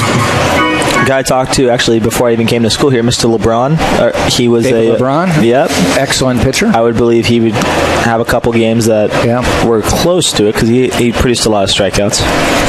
All-American for the Spartans back in the day, or back in my day. So many years ago. so it feels like it. After that whole quarantine, everything, years feel off. Yeah. I completely forgot I've been in school for 3 years. Duke at the plate. I woke up one day and I was like, wow, it's 2021. I've been writing 2018 on my paper still. I'm like, wow. Time flies when you're having fun. If you're just joining us here, my name is Dave Gephardt alongside Jack Ike. It is, we're here in the top of the... Top five, and Spartans lead 2-1.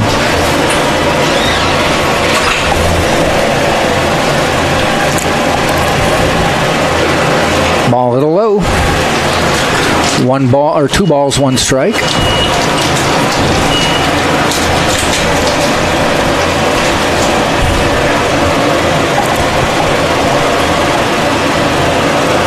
Marquis on deck.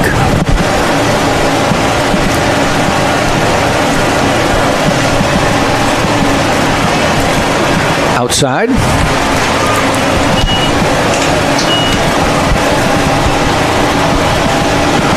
Wells on first. He's the tying run with Tampa on top 2-1 here in the 5th.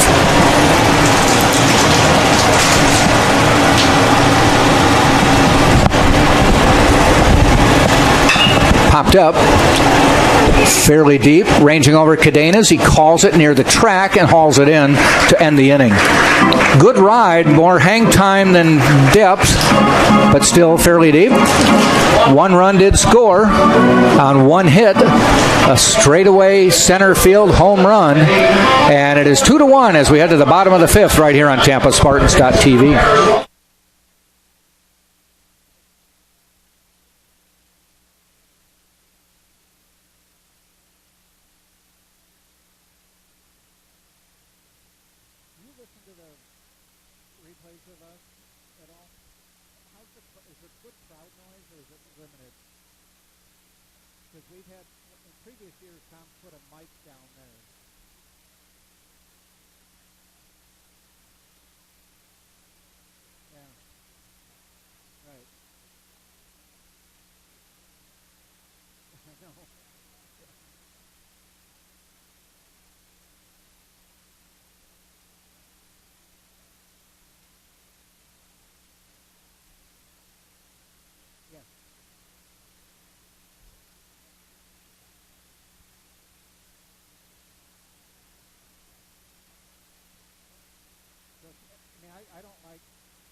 septic where all they hear is you and me, and like we're in a phone booth? Okay. All right. And it sounded like it on the home run call when they posted it. Yeah. Okay. Because he used to have a microphone he had put behind the plate, and that was this one, and we used to monitor that. Hey, babe.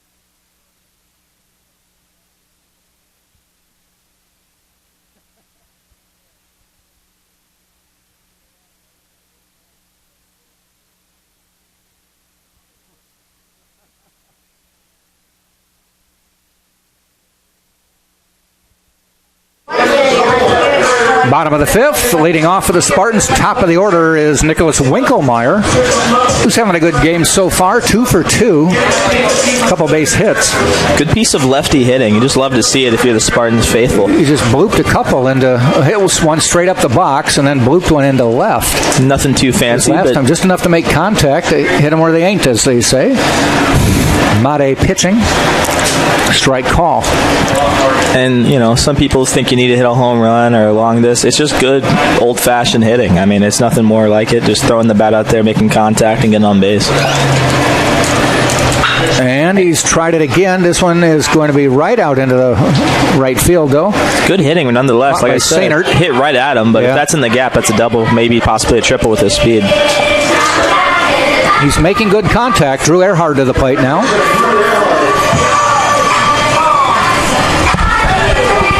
I don't know if it's been officially announced, but I think the university might be going back to no Zoom. I might be wrong about that. Next fall, total in-person class? Next fall, they're going to, I think, attempt to do it. I hope so. I like the hybrid a little bit. I do like having a little bit bigger classes, but we're excited to see teachers a little bit more. That's why I gave a quick shout out to the teachers at the beginning of the broadcast, because people forget they've been trying their best to do their whole curriculum through Zoom. Some of these people aren't necessarily. Earhart out into center, giving chase. That is near the wall, off the wall, falls at the base. Earhart cruises into second and will stand up. Welcome back, with Mr. a double. Earhart. Almost Von Brown couldn't quite get there and saw the ball bounce at his feet off the wall. Couple good rides today, just not enough to get it out of the park. Though we did have one home run. We mention this just about every time we have a 5 or 6 o'clock game, but watch Made now. You can see that the shadow is almost to the pitcher's mound. The sun is setting directly behind us and behind catcher's position. When the catcher throws the ball back, Made is like ducked out of the way because it's thrown right into the sun. He just signaled to the catcher. Here comes to the sun. Get the ball down a little bit. Do. Throw it back to me. Let's see what happens here. What's that song called? Here Comes the Sun. Here Comes the Sun. George Harrison and the Beatles. Yeah. My mom loves that song, so I was wondering. Every Friday we go to a Mexican restaurant, and that would always play. So every time the sun comes out, I'm like, here comes the sun. Jamarcus Lyons, 2 for 2 days. A couple base hits and just scored his last time. He's really on a tear here, looking to just increase that already insane average that he has on the year. Tampa product. You love homegrown stuff, and you'd love to see it manifest from where we play. And the pitch. Slaps it. Moves the runner. Takes a nice Sunday hop. Throw is... Got him. Nonetheless, does his job. Moves the guy over. Some coaches will mark that as a sacrifice, so I don't know if it's a sacrifice. I think it's only a sacrifice if that was the intent. Which I think would be a punt, I imagine. Right? I've always argued to no avail because it doesn't matter with Tom Colby. If he were to hit this into the outfield and moves the runner, it's a sacrifice. If you hit a ground ball and it moves the runner, it's a ground out. Like, what's the difference? He did what he was supposed to do. Yeah. And some hitters will hit themselves, but baseball rules say that it's not a sacrifice. It's not going to show on the stat as a positive anything, but it's something that coaches love to see. Scouts even sometimes love to see because if you're not going to, it's a team game. It's a team game. The goal is to get runs across the board. If you didn't come to the game, you may not understand it, but if you're watching, you write it down as a plus mark. John Malcolm, though, needs to get a hit or an error to bring in Drew Earhart. Swing and a miss. Knock him with a little hefty of a swing. There you could see Made's like, hey, ball down, can't see. That's a horrible way to score a run if you're Florida Southern, so you want to try to... Yeah, if that ball were to bounce away, if he wouldn't see it, Drew Earhart could try to score. It's not a dead ball. Potentially what they're talking about down the third base line currently.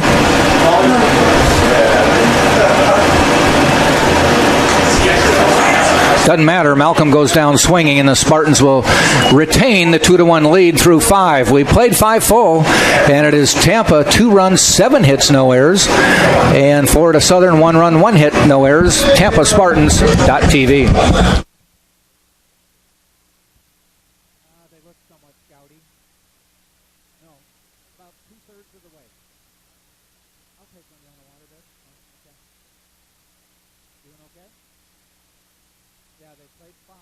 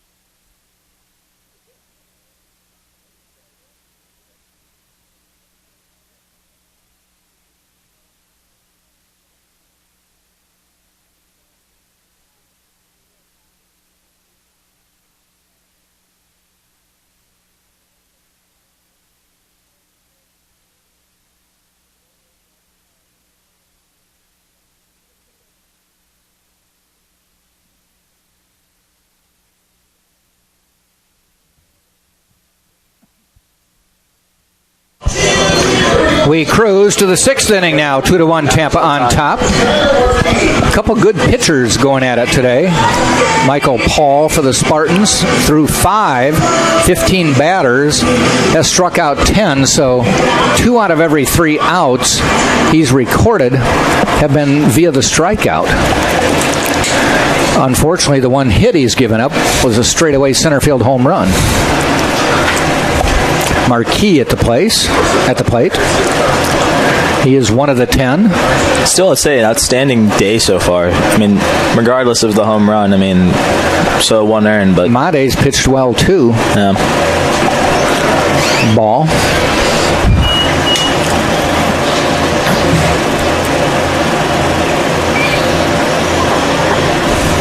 Michael Paul with 10 Ks, looking to make it 11. Foul back, out of play. Earhart gives chase. Oh, he might have room. No. It looks like the bullpen's going to mess with, I believe, the trainer, as he was accidentally in the way of Well, your teammates are supposed to help you when you come near a fence. Sure. That's an unwritten rule that if that were fouled on the Florida Southern side, sure, they don't help you. Sure. You're on your own if a fence is coming up. That through. There's one hit foul again. Just the other way. Used to be with dugouts. Now they have screens in front of them. Years ago, they did not have screens, and they just that was steps. Crazy to me. Yeah. I played at some interesting ballparks. I got fortunate. I got to play at South Carolina, or University of South Carolina's baseball field. They got fence up to about your middle of your way of your chest. There's a K. That's 11. But some of these places, like you said, I believe the Oakland... Just be 2 or 3 steps down. Sure. I think Oakland A's, I don't know about now, but back in the day, I believe they had nothing. Well, nobody had anything. No one had anything, yeah. No. So you just get a foul ball, and it's just, if you can dodge a dodgeball, you can dodge a wrench. If you can dodge a wrench, you can dodge a baseball. So the other team would not tell you if you were getting close. That's true. Now, the one that gets interesting is when the catcher goes over to the dugout and falls inside. Do you help him? Do you not? Obviously, they get sportsmanship. Earhart takes a nice hop. Another good play by Earhart.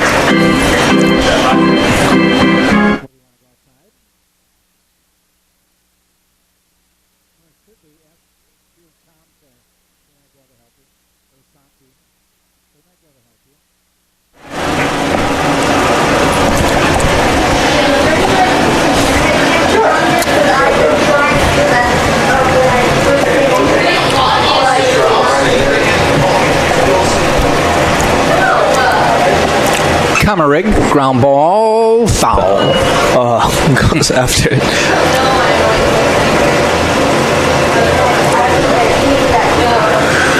Two outs in the sixth.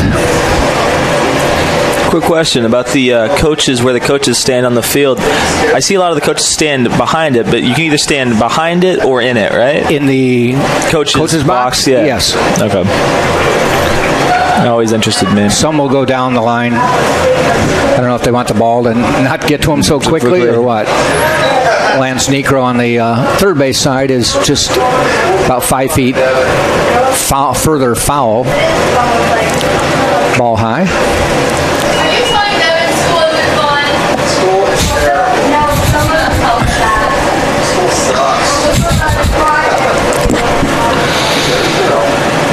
Michael Paul with 11 strikeouts so far in today's baseball game, making swing and a miss, like at 12. So we continue. He gets 2 out of every 3 outs every inning are strikeouts. He has 12. There have been 18 outs, and it's still 2-1 after 5.5. As Paul has been masterful. We'll come back with the bottom of the 6th right here on TampaSpartans.tv.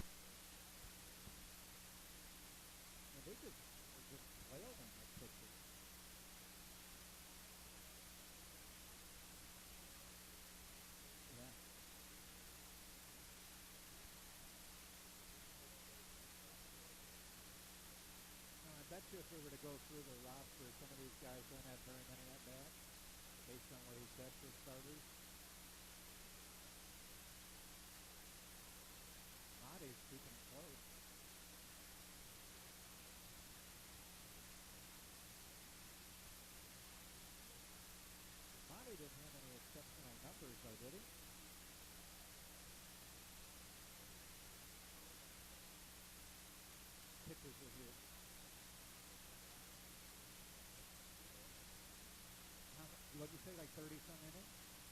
They've got a lot of innings.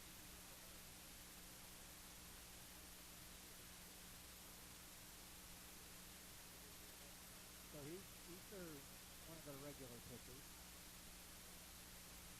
And does it say he starts most of the time, like 6 starts? Usually games CS.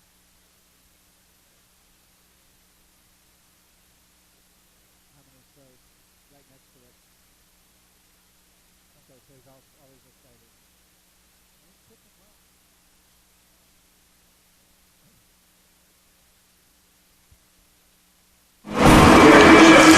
2-1, bottom of the 6th. Tampa will send up Luke McDonald, Nick Durr, and Sam Freitas. McDonald doubled and then scored. Also drove in a run with his double. If you're just joining us, we're here for a pitcher's duel here in the bottom of the 6th. Spartans lead 2-1. Spartans do have 7 hits, but only pushed across 2 runs. They had 4 hits in the first 2 innings and didn't get a run across. I would say an overall impressive day for Florida Southern Mocs, though, being with an injury-riddled team. Having 16 guys not even make the trip. And 4 or 5 starters not in the lineup today. If you look at the Florida Southern schedule, it only shows 1 game postponed. But Lance Necro said, we've had a bunch postponed, but we've been able to make up. A lot of teams started throwing in like midweek games. There's one head out into center field, shading his eyes, but right fielder there to make the catch. That's Sainert calling off Brown. So even though Florida Southern's only showing 1 postponement, they've had a bunch, but we're able to make up. So teams had to be creative, and we're like, okay, our weekend series got postponed. Let's see if we can schedule something for Monday, Tuesday, Wednesday before we get to the weekend The again. good thing is, once everything gets back to normal, hopefully sometime soon, they'll have creative ways. For those rain delays, they know how to handle it. Yeah.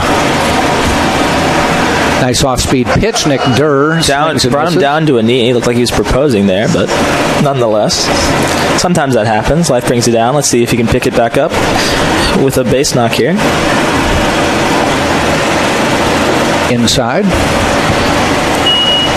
Same with school. I think they're doing that with Zoom. If for some reason there's a rain delay, now they're going to, instead of canceling school, I believe they said they're going to try to do Zoom. So, another interesting factoid. Outside. I'll be glad when they're back in school, though. My daughter's been doing virtual for a year now. That's interesting. Doing well, but just it'll be interesting not seeing people.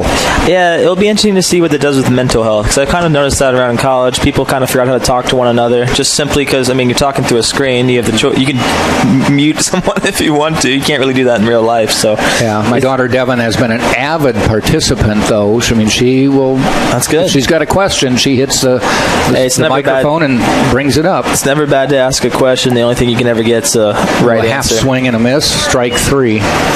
We had a little phone call with counselors for her just because of her health condition over the years. And the teacher was saying she's not afraid to bring it up. And a lot of kids, when they go virtual, you never see them, never hear from them all year. You know they're there. Connection, yeah. You know they're online because they've logged in.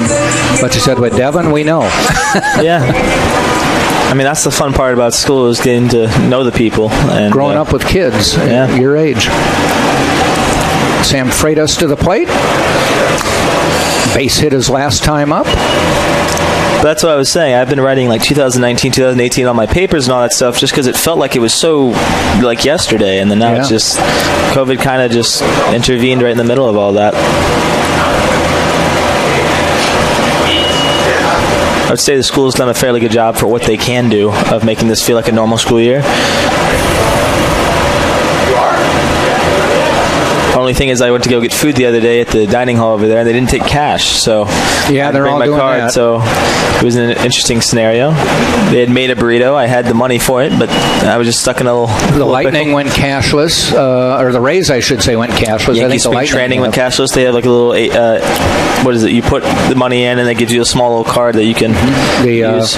Valspar Golf Tournament I was at, they're cashless. Yep. I kind of got it, flummoxed one of the women there, and I'm like, you don't like my money? Yeah, just Bitcoin. Bitcoin and Dogecoin. And she said, sorry. I said, what's wrong with my money? She said, I'm sorry, sir. The day they start doing Bitcoin for stuff is going to blow my mom's mind. Yeah. Coming. Slowly coming, I think. I really do think.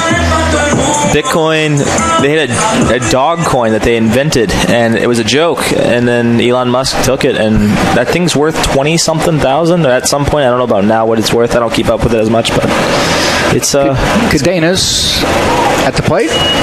But it is got a strikeout and a walk. Number 8 hitter, Christian Flint on deck. I seem to say this every time, but he was a Spartan nominee for Athlete of the Year at the annual awards. It's kind of like the ESPYs, but the University of Tampa. In the dirt.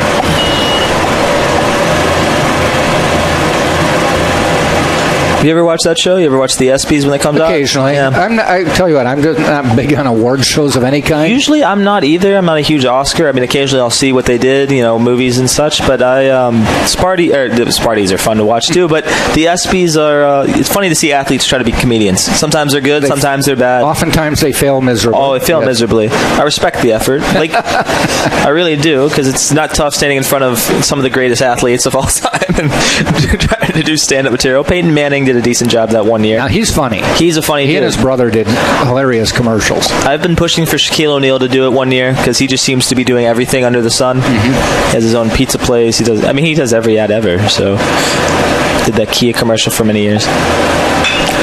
Does it bloop and fall? It does. Oh, and good quickly base heading running. To third.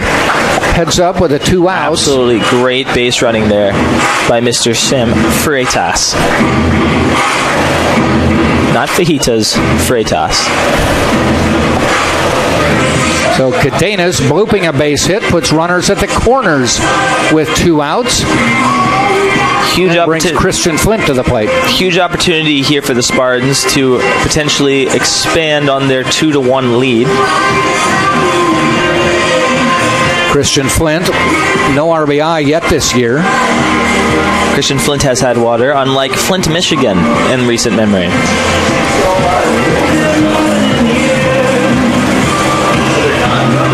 A huge opportunity here for the Spartans.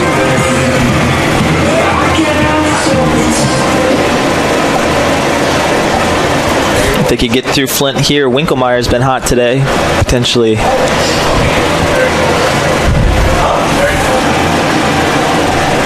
Extending the lead. That one gets away, and we'll send a runner down to second, but... So my question, if that hit the netting, is that dead ball? So if he threw it in the air and it hit the screen? No, it's live. It's still live? It's still in play. Yeah, okay. I was curious. Because I know if it hits the fence down the right or left field line... Yeah, some difference in the rule there. Well, yeah. I couldn't tell you what the logic is. Yeah, if it's like the third baseman throwing to first and he overthrows him and it hits the fence over there. Screen, it's an automatic another base and a dead ball.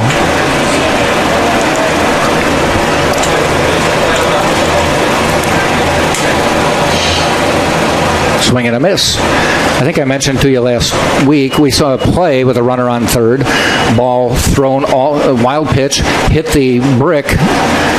Runner from third goes to score, but it hit the brick and bounded exactly back to home plate. The brick people, and they tagged the runner out by 10 feet. For those watching, obviously, I don't know if you can necessarily see it, but the backstop is all brick, so it's about a 3-foot wall. Swing and a miss. Now down to a final strike here in the sixth. Christian Flint looking now. A base hit will bring in 2.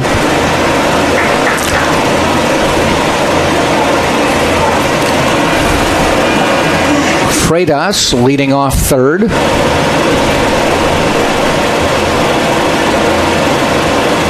Cadena's off second. Mate in the stretch.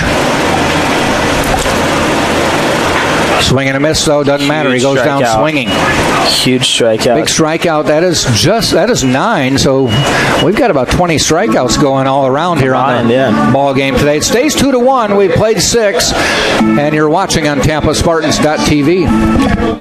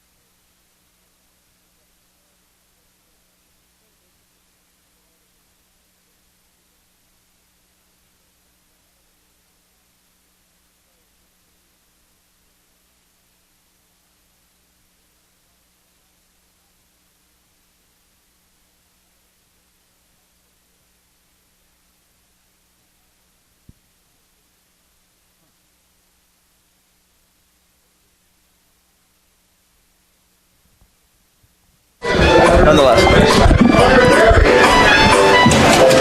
Connor Berry will lead off. Struck out and flew out. Came in with a .407 batting average. Still hovering, I would think, around 400. Florida Southern Mocs look to carry the energy from their pitcher in that last strikeout and to try to tie this game up. Michael Paul trying to keep cruising along like he's been all day. Down the line, foul. Mate is pitching well. They do have somebody warming up in the Florida Southern bullpen. Nobody has headed to the bullpen for Tampa as Michael Paul into the 7th inning now. I think what Necro at Florida Southern is telling them is try to take as many pitches as possible. Let's try to get him out of the game so we see a fresh pitcher and potentially try to get some hits and then hopefully some runs. So you might see a lot of take pitches, foul balls, battles here in this next inning. Or half inning, I should say. Oh, did that hit him Flesh? in the shoulder? I think so, yeah. Yep, he doesn't look happy about it. Oh! Is he saying he didn't try to get out of the way? Yeah. That's the second. Wow. We were talking about this earlier, folks. This happened. Or is he just asking him if he's okay? We might be wrong, folks. Let's see before I start running my mouth. I think he's told him, stay on the plate. Yeah. That's the second time. We have the Florida Southern trainer going to go check on him real quick. I don't think the question is whether he got hit. I think he definitely got hit. But the umpire is saying he tried to get hit. I mean, you don't have to get out of the way, but you cannot lunge into the pitch. And now they're doing a good bit of umpiring here. They're going to consult and see if they both agree with it. You don't have to tango out of the way if it's coming right at you. You don't have to get out of the way, but you cannot lunge into the pitch. They're giving him the base. Okay. And I didn't think he tried lunging in. I thought he just... Purpose. It looked like he just hit him. Just kind of stood him up in the box. See, you like that between the umpires. He made a call, realized he was wrong, talked to the other one, and made the right call. Basically just said, what did you see? You saw it from a different angle. Even though he was the home plate umpire is obviously closer. Now Mr. Urso wants an explanation. As a discussion. But see, I think most people will respect umpires when, they don't stick to the call, but they nevertheless say, hey, what did you see? And then, well, the home plate umpire, even though he's closer, saw it from behind. True. The base umpire saw it from straight on. No, but you know what I mean. Usually, umpires, they'll make a call and they'll be like, no, that's the call. And they won't even look to their counterpart, or first base umpire. Their compadre, yeah. Can't think of the word. Nonetheless. Cohorts. Compadres. Co-worker. You know what? I might Co's. Okay. Scott at the plate now with Barry on base. That one's hit out into right field, going to be foul off the screen. We should mention we do this every game. You can see the fence, the outfield fence, the red and green fence, but you may see some poles sticking out beyond the fence. There's about a 90-foot fence that surrounds this whole stadium as they try to keep as many balls as they can in the park. Down third base and down first base are a couple fairly busy streets. I got to write a pitch to Mr. President Vaughn, potentially on, I'm a marketing major, so anywhere with free ad space, we need to see if we can put the All-State field goal, just get it all around here, get something. Tampa Spartans would be awesome. Yeah. But also I think it helps with insurance because you have a college dorm, Frank and Carol Marsani Hall, in between center and right field. I will say, I've still yet to watch a baseball game from there. I got to convince someone who lives there to let me just, or at least see what their view is. Yeah. Because you can just chill out in your bed and watch the baseball game. Have a beer, too. But anyway. There's actually a dorm closer. Yeah, which Straz is Hall. First base line. Shout out to my buddies Cooper and Matt, who both live there. They probably had a fair amount of foul balls bounce off them over the years. Cooper Tola and Matt Gross both told me they were watching the game from there currently, and they said a foul ball hit close by them. Nonetheless. 2-2 count on Scott. Tying run, hit by pitch, Barry on first. Now the Spartans send a couple down to the bullpen. Popped up, out of play.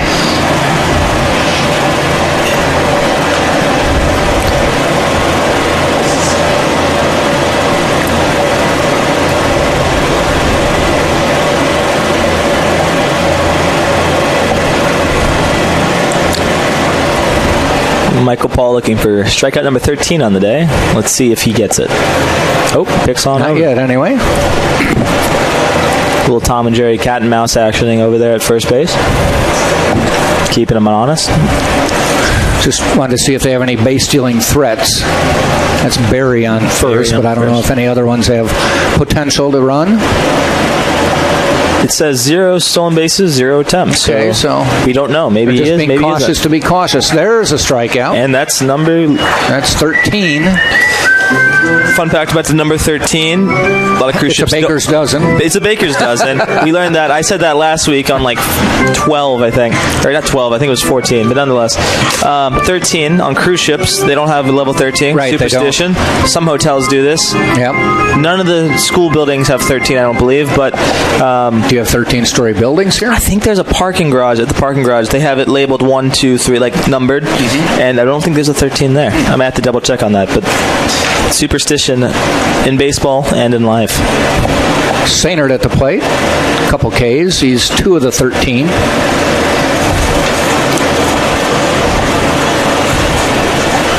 We mentioned coming into this game that Michael Paul had like 7 walks, 26 strikeouts, a 5-to-1 ratio just about. He's almost half his total, I think, right? He has only, he has 0 walks. For the walks, yeah. So he's a very good control pitcher. Usually goes fairly deep into games, about 6. Yes. About 6 innings deep.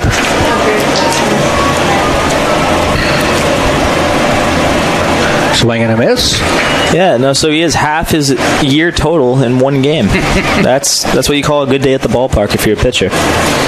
But again, a 26-to-7 ratio is a pretty good ratio. Yeah, it's a pretty good ratio too. For 36 innings, so about 3/4 of a strikeout per inning. Nothing that Coach hates more than a walk. Close, but nothing. 1-2 with 1 out. I don't know if they changed the rule down here in college. I know in the major leagues they did, where it's an intentional walk. You don't even have to throw 4 pitches. You don't have to. You don't have to. Here, down here, here, there.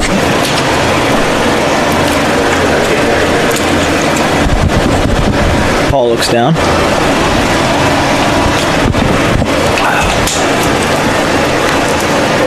And the pitch. Stays alive.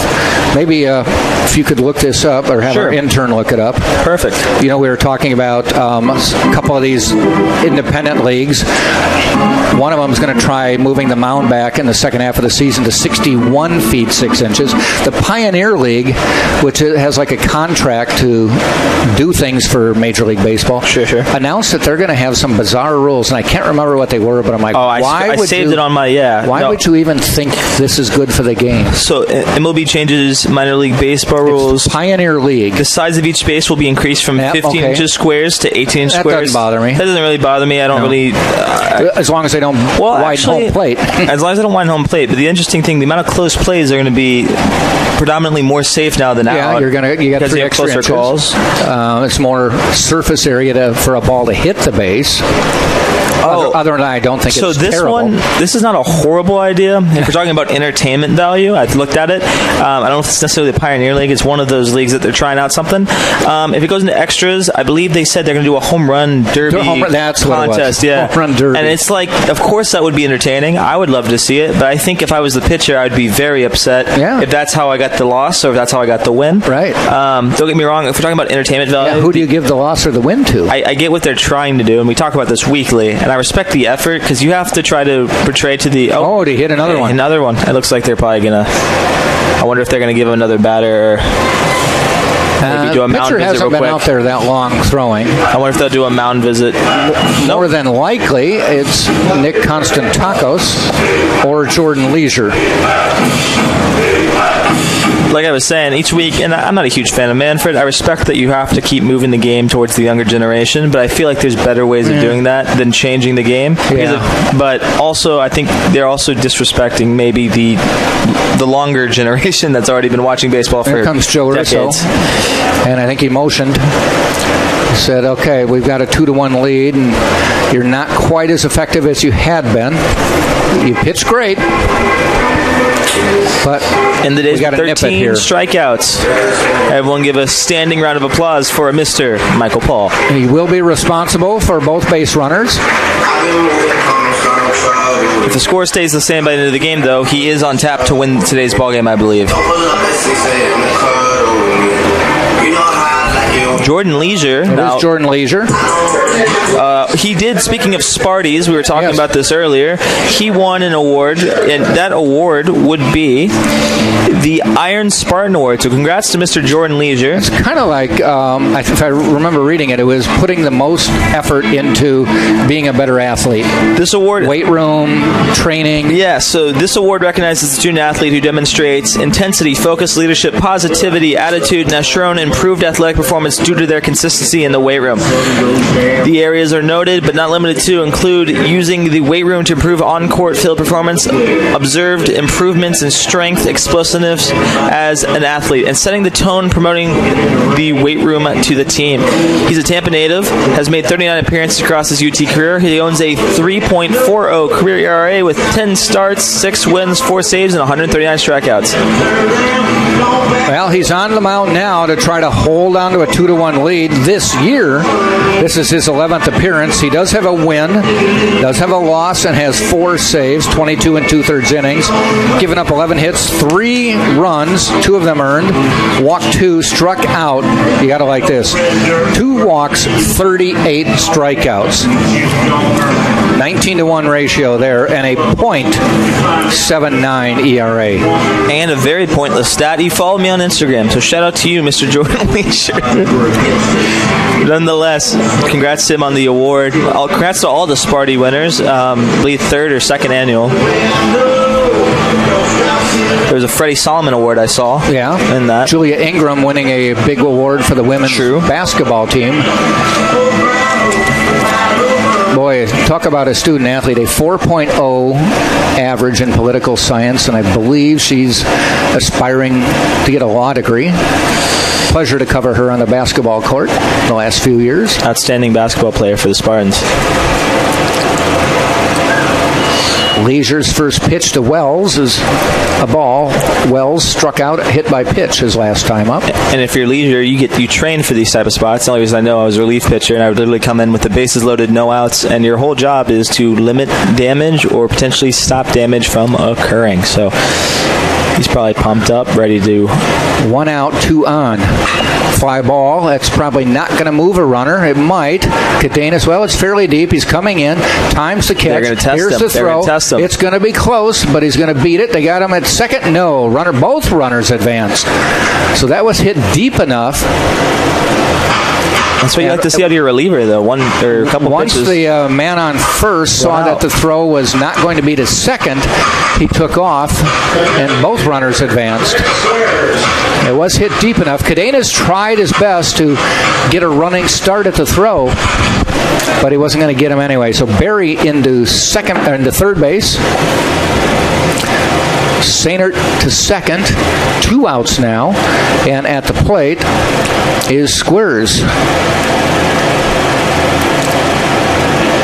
And he takes a strike. Runners on base are the responsibility of Michael Paul.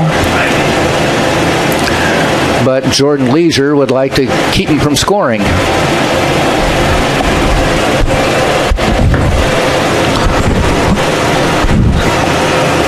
Leisure trying to go leisurely through this inning. Been waiting to say that for a while.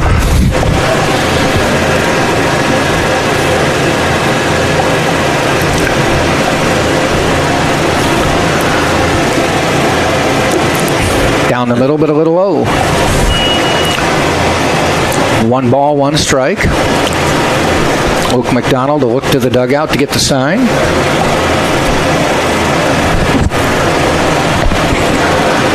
I wonder if Luke McDonald's ever on his own to call his own pitches. I don't think I've ever noticed it that he is. I think one of the people that would... Fouled off. Heads up if you're over on Cass Street. See a white Jeep heading that way. Yeah, it's one of those things. In high school, I never threw fast. No, I only relate back to high school because that's the only time I ever pitched a lot. But I was fortunate I got to call my games, but I was very accurate. I didn't throw hard. So for those watching at home or college kids that don't watch a lot of baseball, sometimes the pitcher will call it, sometimes the catcher will call the game, and sometimes the coach will call the game. And I think it's more trust in the pitcher for his location. Fouled off. And not saying that Leisure or Paul... Like nowadays, though, almost all the those signs come from the dugout at every level. Yeah, no, they call it, and I think they discuss it on the mound occasionally. No more. I mean, the pitcher can shake them off. If they can shake them off, but some coaches are against that. Some are for it. It just depends. It depends what team you're on, and depends who for. It looks like Mr. Urshow is going to have a big call and how each pitch is called. It's 1-2 with 2 outs. Leisure doesn't need a K, but wants an out. Fouled back. Good at bat. And we have a battle. As you can see, Luke McDonald has a wristband on the left arm, so it's probably... Yeah, looking at the signal. Probably giving him like a sign. No more Johnny Bench kind of things where he was your call in the game. Johnny Bench called.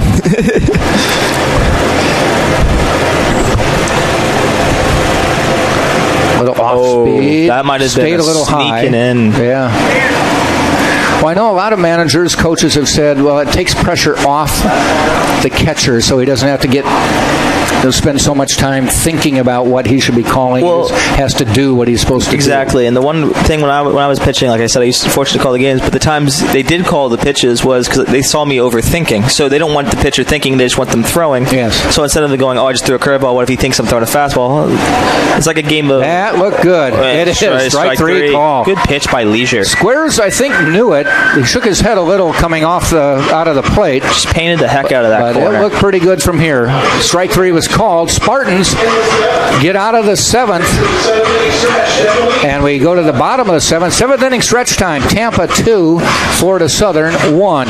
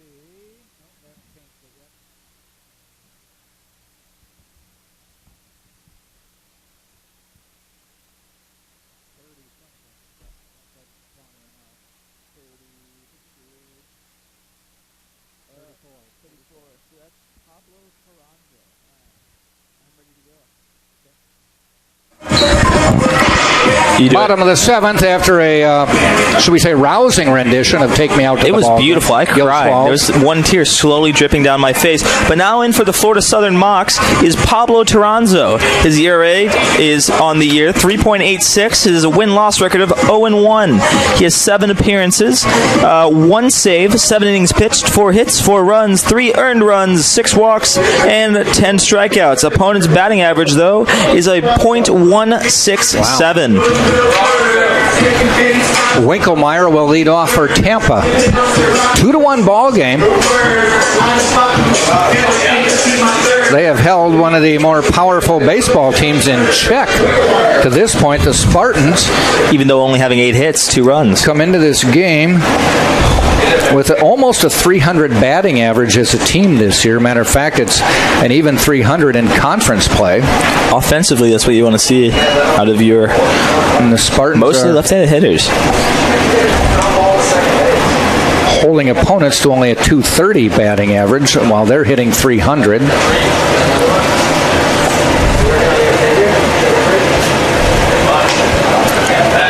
Ball inside.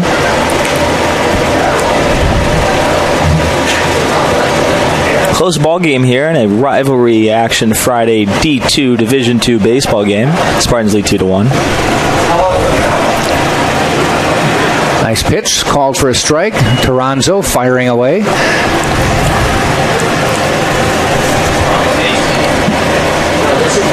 Keep saying this, and I'll keep saying it again because it still feels a little weird. Nice to see everyone back in the crowd today. A mixture of students, scouts, and families.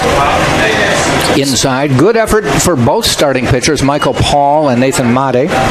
They are both pitchers of record at this moment.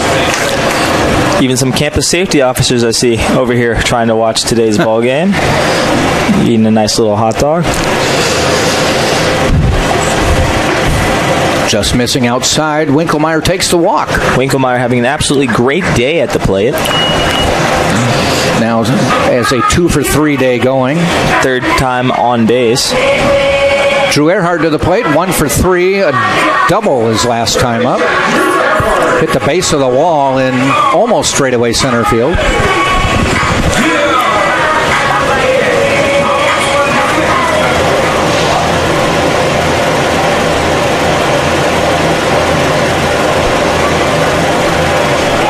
Runner goes, hits it opposite way, but absolutely fantastic play over there. Just noticing the center fielder Vaughn Brown, as Spartans first base coach, shielding his eyes. He's getting the brunt of the setting sun. Here comes the sun. Do. It's out here and it's bright. Or as fellow Soho Thursday, Friday, Saturday people like to know, Mr. Sunshine. Well, that's because they're not coming home till 6. The sun's coming up. Strike call. True.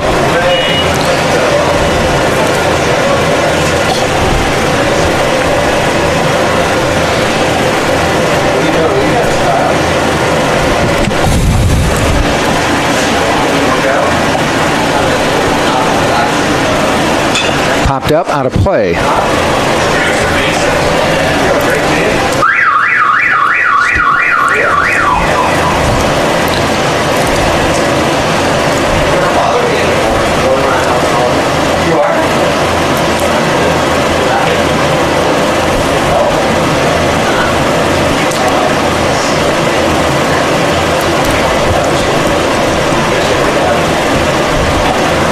One gets away and Winkelmeyer will move, but it's ball. No, I think they called. What is that? I think it's a drop third strike. No, he's called out. You can only go to second or go to first if there's a base open. So even though Winkelmeyer was moving, does Winkelmeyer have to go back since he was moving or no? I don't think so. I don't think it's a dead ball. It just means the base isn't available for Earhart. Talking about someone already on a hot streak, Mr. Lyons.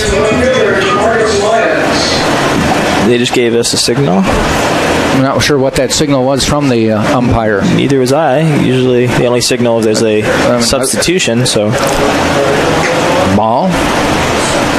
So Winkelmeyer does move to second on the third strike that got away, but Earhart cannot take first because technically first was occupied. If you're watching, you see the pitcher's covering his eyes. Yeah, small little sun gap. Yeah, small little sun gap. Went out of it for a while. Now he's back in the sun. So throws back from the catcher and ripped and caught. What a great stab by the third baseman, Scott. Lyons just absolutely teed that ball off. But otherwise, amazing play. It's a run and a double. Yeah. And that might be nighty-night for the Mocs as they've not gotten all but one hit today, which is a home run. So crucial play by the third baseman. Scott hanging his head there like, wow, that was a rocket. But again, a great play. Lyons just killing the ball, even when he gets out. So John Malcolm to the plate now. He's looking for that first hit. Hit into a double play and struck out the last 2 times. Good. Get me over curveball.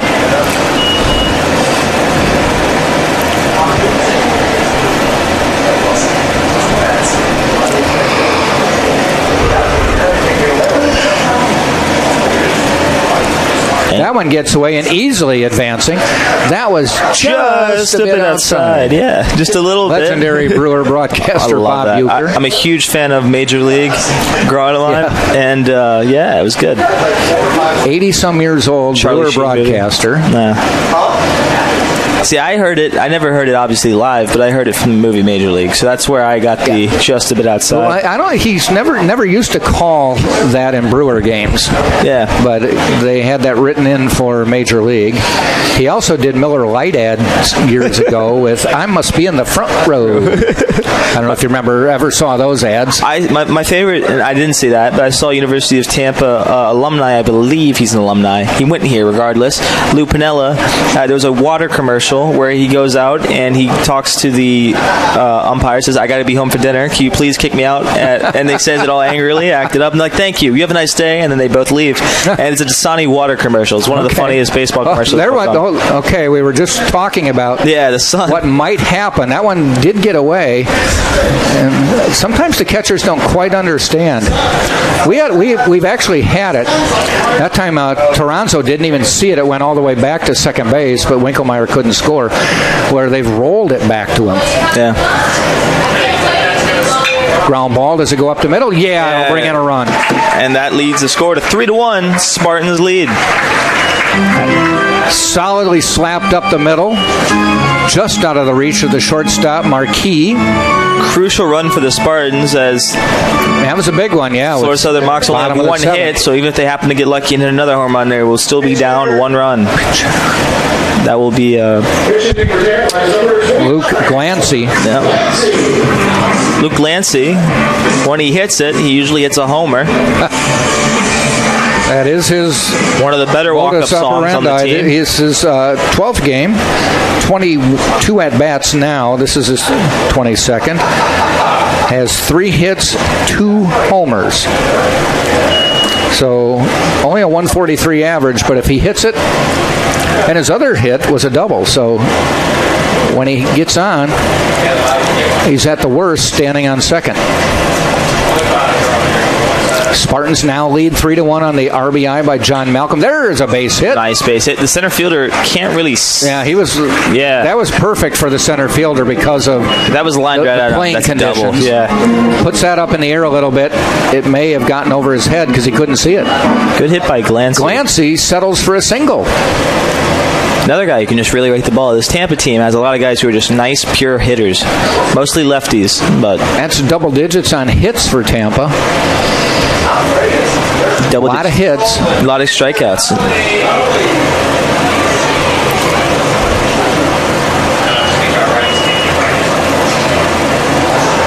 Everyone see Monsters University now batting Dan Sully-Sullivan as pinch hitting for... He's coming in for Durr, but he may come in to catch for McDonald because Glancy batted for McDonald. If fouled off. Heads up on Cass Street, you just got yourself a souvenir. I say this every time Sullivan bats, but I truly do mean this. He's a natural pull hitter, so if they throw him a fastball inside, I would not be shocked if he took it and hit the flag itself or hit someone eating a Salsa Rico burrito over there chilling under the shade.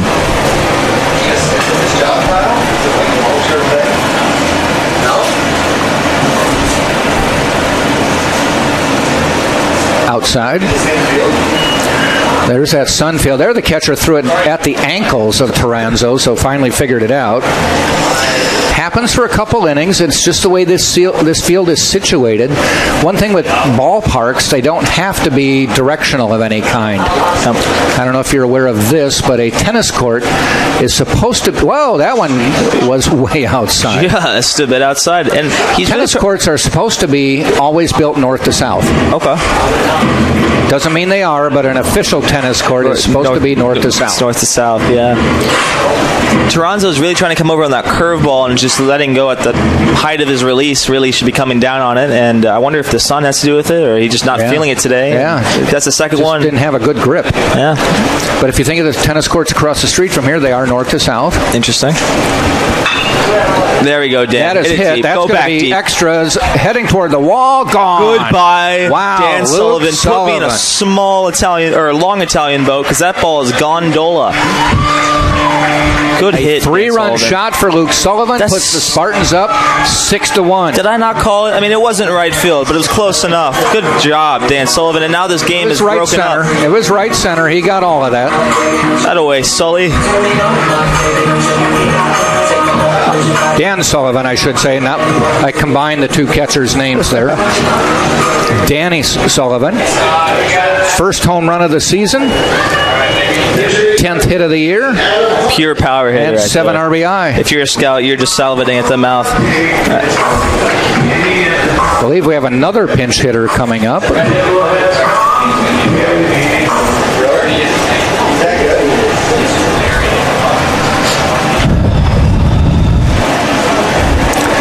I believe this is Adam Hunt. Pinch hitting. I will say for the Florida Southern Moxie, even though I'm not a huge, gigantic fan of them, I got to give them props where props are due. They are an injury-riddled team, and they have battled tough today. In there for 7. For as long as they possibly can. It looks like there was a reliever in the right-hand or in the Mox bullpen. No one in the Spartans bullpen. Like I said, Sullivan, if you pitch him a ball inside fastball, it will be leaving the yard or it will be a double in the gap. It was right. It was definitely right center. He did get around on it. Natural pull power hitter. Adam Hunt, this is just at bat number 3 on the year. Does have an RBI.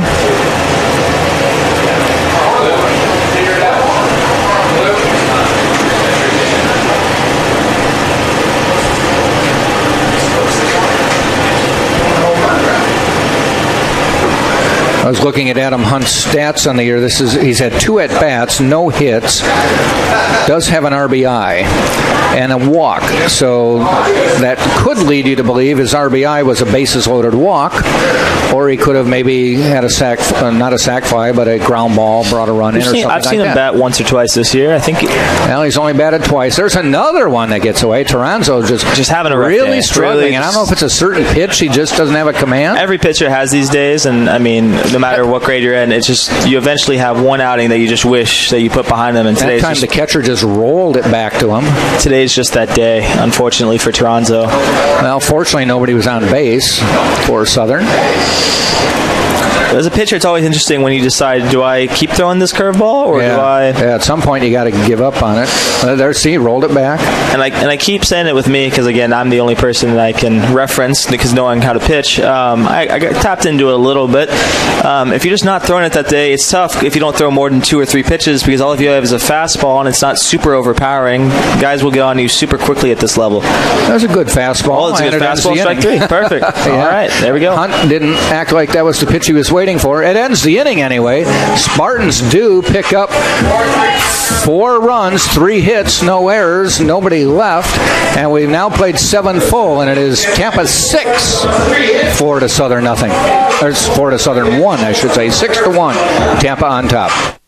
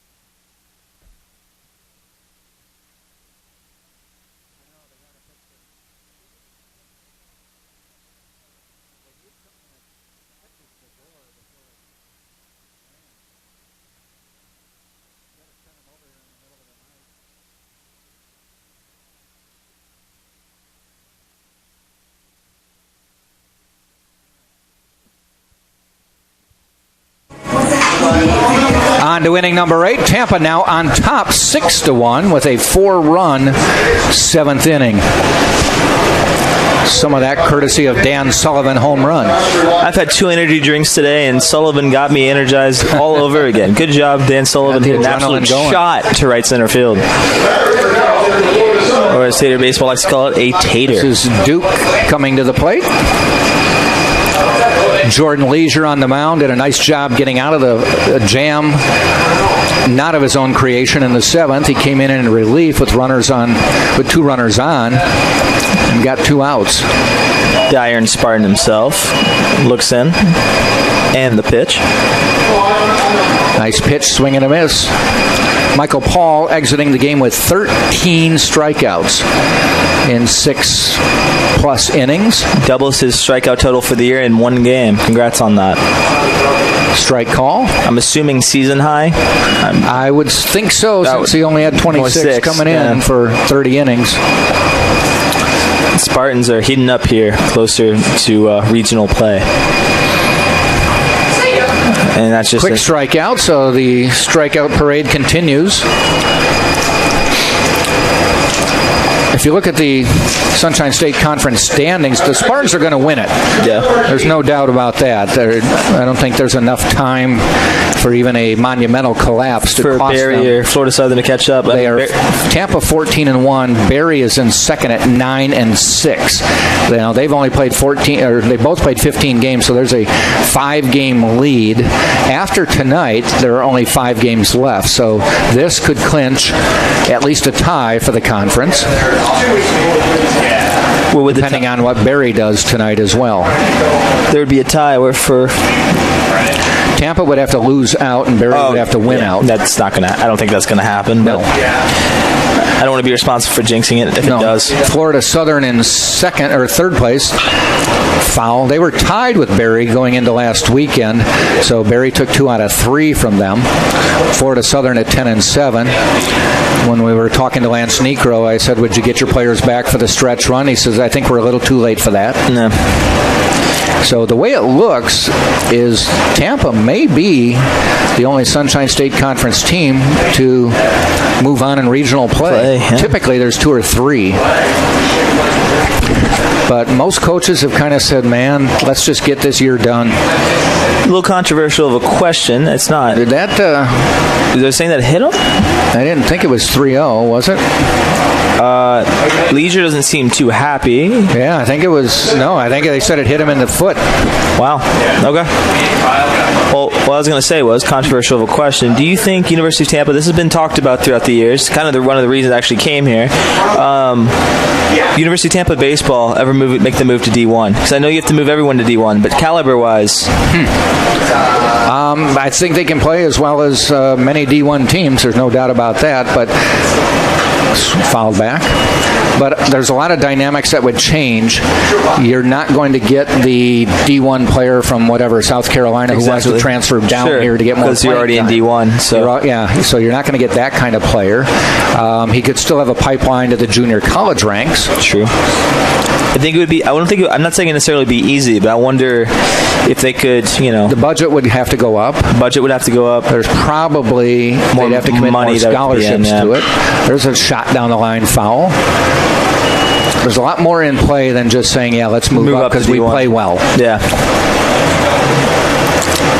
Who would, what conference would take them? Would it be the same one as South Florida? So you've got 2 teams in the same town, in the same conference. I think they'd be able to compete in that conference. Nevertheless, possibly even win it with teams like they've had. Now, the question is, will they be able to keep the same teams from all this transferring stuff? But you're not going to get a John Malcolm to step down from Vanderbilt. You're not, yes. There's one. The relay, not in time, so they get the lead runner. It's 2 outs now here in the 8th. It's a fun thing to fathom. I'm eventually going to pitch it to President Vaughn about getting a football team You back. are? I'm going to try to. I'm going to write it up this summer because I'm going to have some free time and see what we can do. We already have a functioning soccer field that we could potentially work as a, buy some goalposts, see what we can do. I know it's a long road. To be a D1 school, you have to have, I believe the number is, a stadium that seats at least 35,000. Oh, no, yeah. I don't. Or are you talking a practice D2. facility? D2. D2, yeah, because D1 would be tough, like you said, going instantly into D1. I think if we kept the football program, we would have an elite football program because we're on the way. We were on the way to being an elite team in Florida. Oh, yeah. Just for fun, I'm going to see what he says. I highly doubt it's going to be a yes, but at least give it my try. personally, I didn't realize there was such there's pretty good D2 football around this state. There's good West Florida won it. Florida, yeah. My buddy who goes there, Brooks Mitchell, said they won the national championship. There's a few other schools. I don't think any in the Sunshine State Conference play football. No, it would be tough. And again, like I said, there's a lot of stuff, like you said, other than just saying let's have football. Strike call. The good news is we wouldn't have to build a stadium because we do have one. It's just we'd have to. There's a lot of things that would have to go right for the Spartans. And I think you'd have to expand scholarships, which is also the tough one because for football. Title IX, you'd have to add an equivalent amount of. There's runner goes, popped up. He may have to hurry back. No, with 2 outs that now. Might drop. Nice catch by Winkelmeyer to end the inning.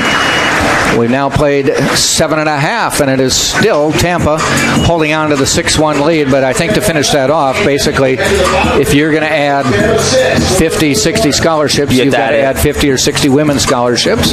The money's got to be there. But nonetheless, there's got to be some money. You have to have an equivalent amount of women's sports, which is only fair. Yeah, which is even. Oh, well, we'll go to the bottom of the 8th. Tampa 6, Florida Southern 1.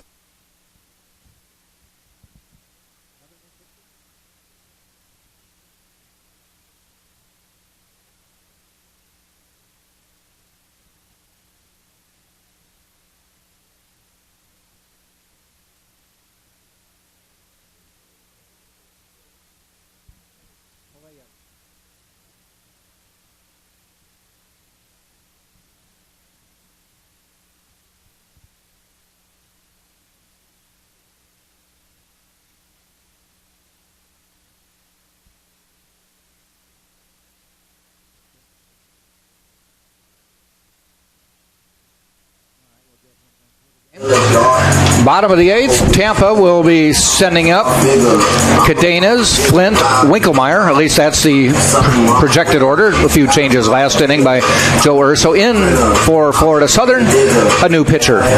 Mike Playas, 15.43 ERA, only 3 appearances on the year. His win-loss record is 0-0. He's only pitched 2.1 innings and given up 5 hits, 4 runs, and 4 earned.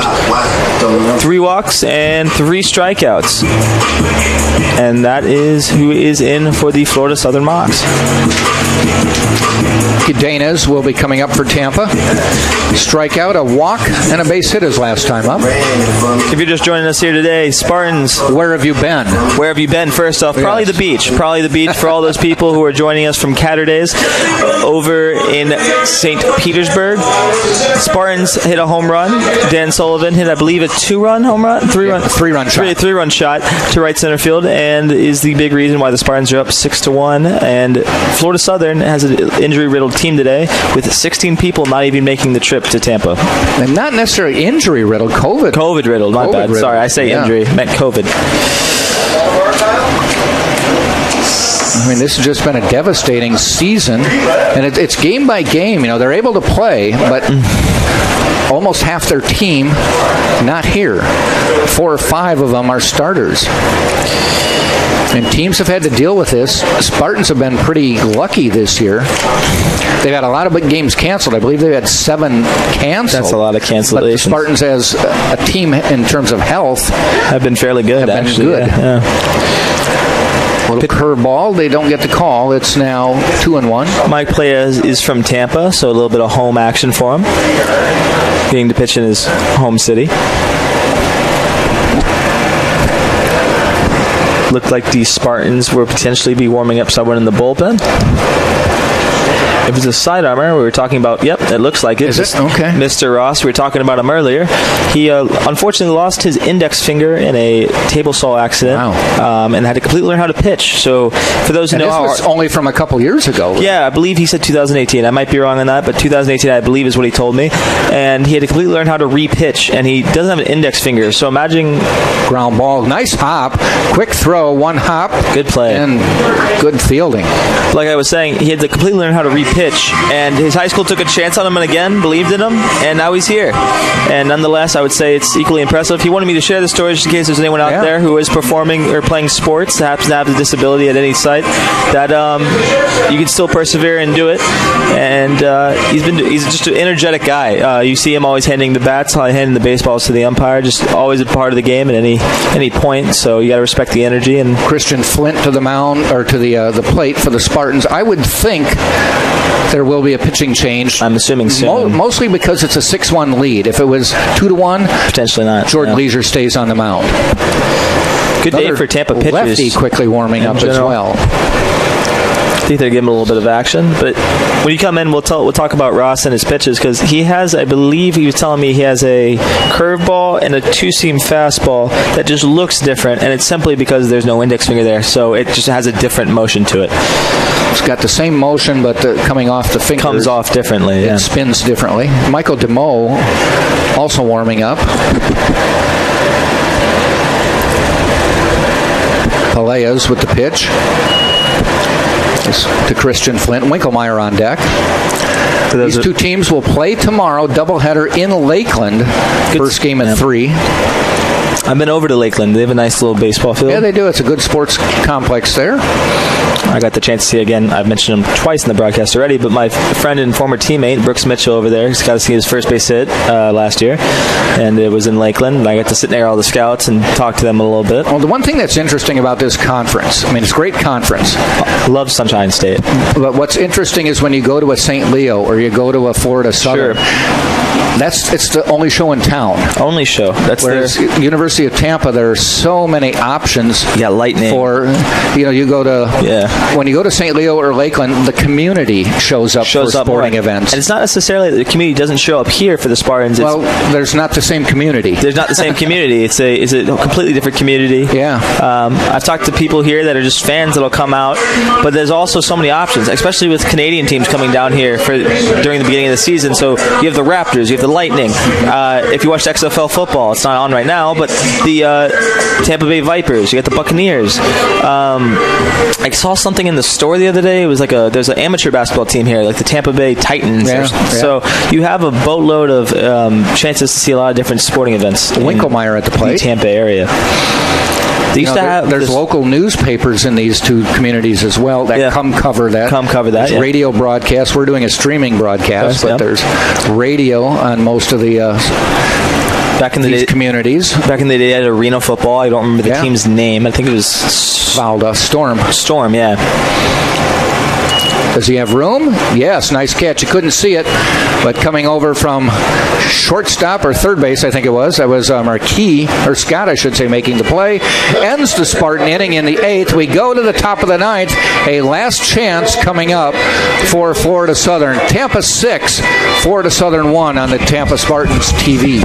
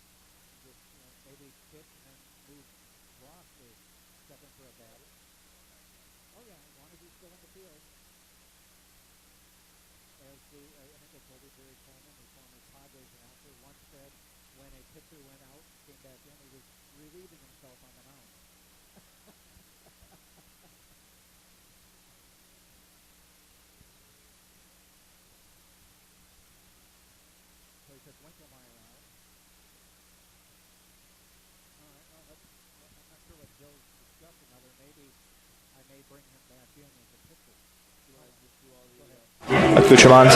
Last chance for Florida Southern. We are into the top of the ninth. Spartans up 6-1, and not necessarily an interesting situation, but kind of, as Dalton Ross coming in to pitch for the Spartans.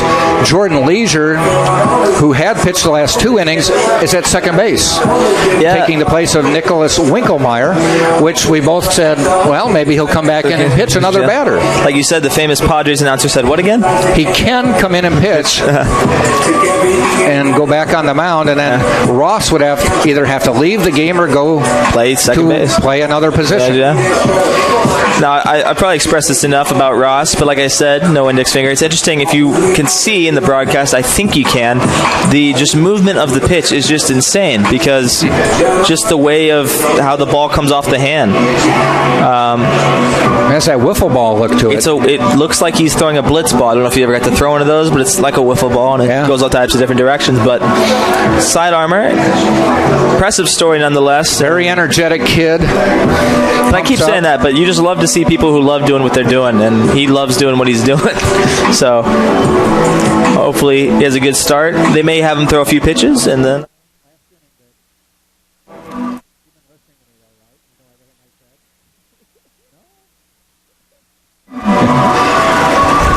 My daughter Devin here tonight. Shout out to her. Coaches love her. Her dad loves her. She told me on the car ride she loves her dad. That's good. Yeah, I was happy to hear that. Otherwise, I was going to make her walk. Happy Mother's Day. I don't know if we'll have the chance to say it, but happy Mother's Day to all the mothers out there. We don't have any games next weekend. So shout out to my mom back home, Laurie Gephardt. Dalton Ross coming in. This is his 5th appearance of the season. Has a win. Only 3 2/3 innings pitched so far. Usually comes into situations like this. 6 hits, 3 runs, 1 earned. No walks, struck out 5, an ERA of 2.45. Other Georgia native. We got that Georgia connection going. First pitch to Barry is a strike. Barry came in hitting .407. Has a 0-for-2 day and a hit by pitch.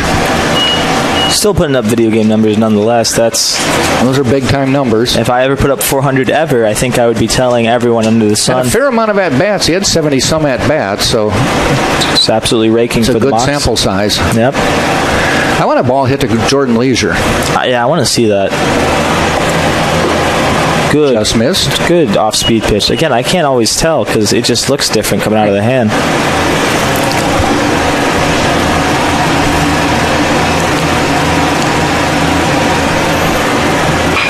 Ripped down the line, but foul into the Tampa bullpen.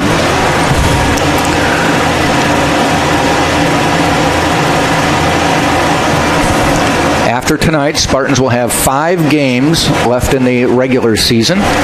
They're all against Florida Southern. Doubleheader tomorrow. No games next weekend. And then in 2 weeks, the same 2 teams will meet. There's a grounder up the middle. Why doesn't Jordan Leisure get that one? I don't know. He's got to show more effort out there. He's got a range.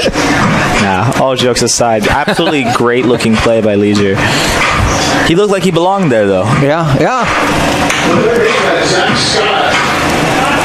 Bring Zach Scott. I want to see a double play turn by Mr. Leisure. Oh, yeah, that's what we want. Ball to short or third. Can Jordan turn it? And the scorecard, what would it? Oh, it'd still be second, I guess. Still, yeah. My bad. He's 4. I'd to say we'd have an interesting scorecard. I think I told you a friend of mine was talking about an old man's league he was in, and he said we had a ball hit to third.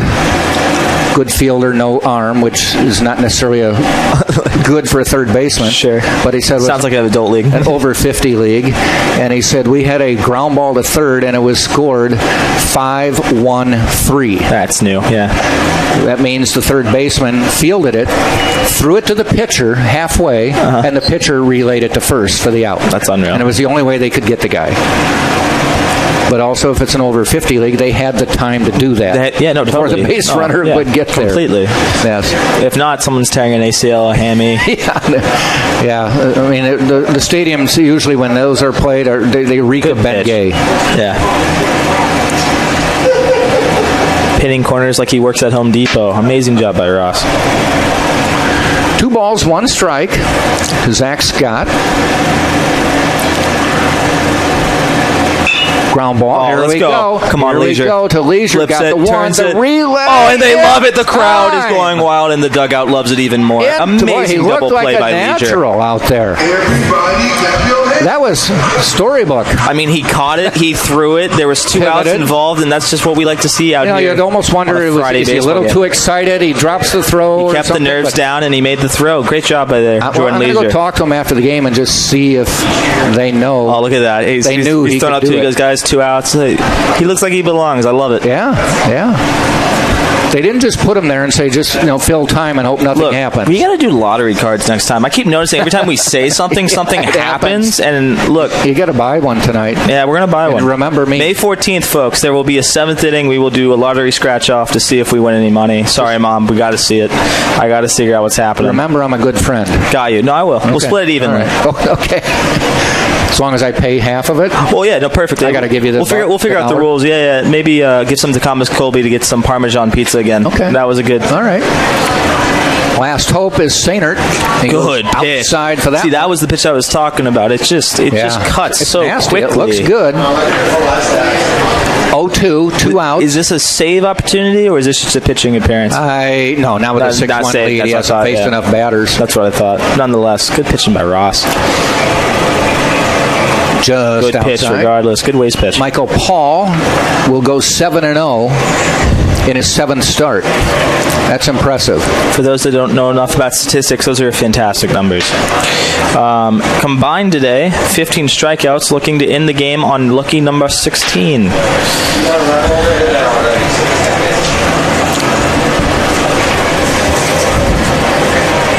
In the stretch, 1-2. Payne in the corner. There's the ball game as soon as they just like he works at Sherwin-Williams. There it is. Ball game on the drop third strike. Spartans win it 6-1. The final score. Tampa clinches at least a tie, barring a disaster, for the Sunshine State Conference Championship. Tampa now 15-1 in the conference, 16-2 overall. Florida Southern is 10-8, 11-9 overall, and they will play tomorrow, doubleheader in Lakeland. They're going to hop on a bus tomorrow. 3 o'clock first pitch, and expecting a 6 o'clock second game to start. Tampa 6 runs, 11 hits, no errors. Florida Southern 1 run, 2 hits, no errors. Hitting star of the day, Dan Sullivan with a 3-run homer to provide a little bit of a cushion for the Spartans. Fielding star today, Jordan Leisure. Also RN Spartan Award winner. Golden Glove Award for this one. All right, thanks for everybody for joining us. This has been Jack Ike along with Tate Gebhardt. Howdy. And we will be here in 2 weeks. May 14th. Happy Mother's Day to everybody. We will have the doubleheader on Saturday in 2 weeks when the Spartans will conclude the regular season. Thanks for joining us. You've been watching it on TampaSpartans.tv.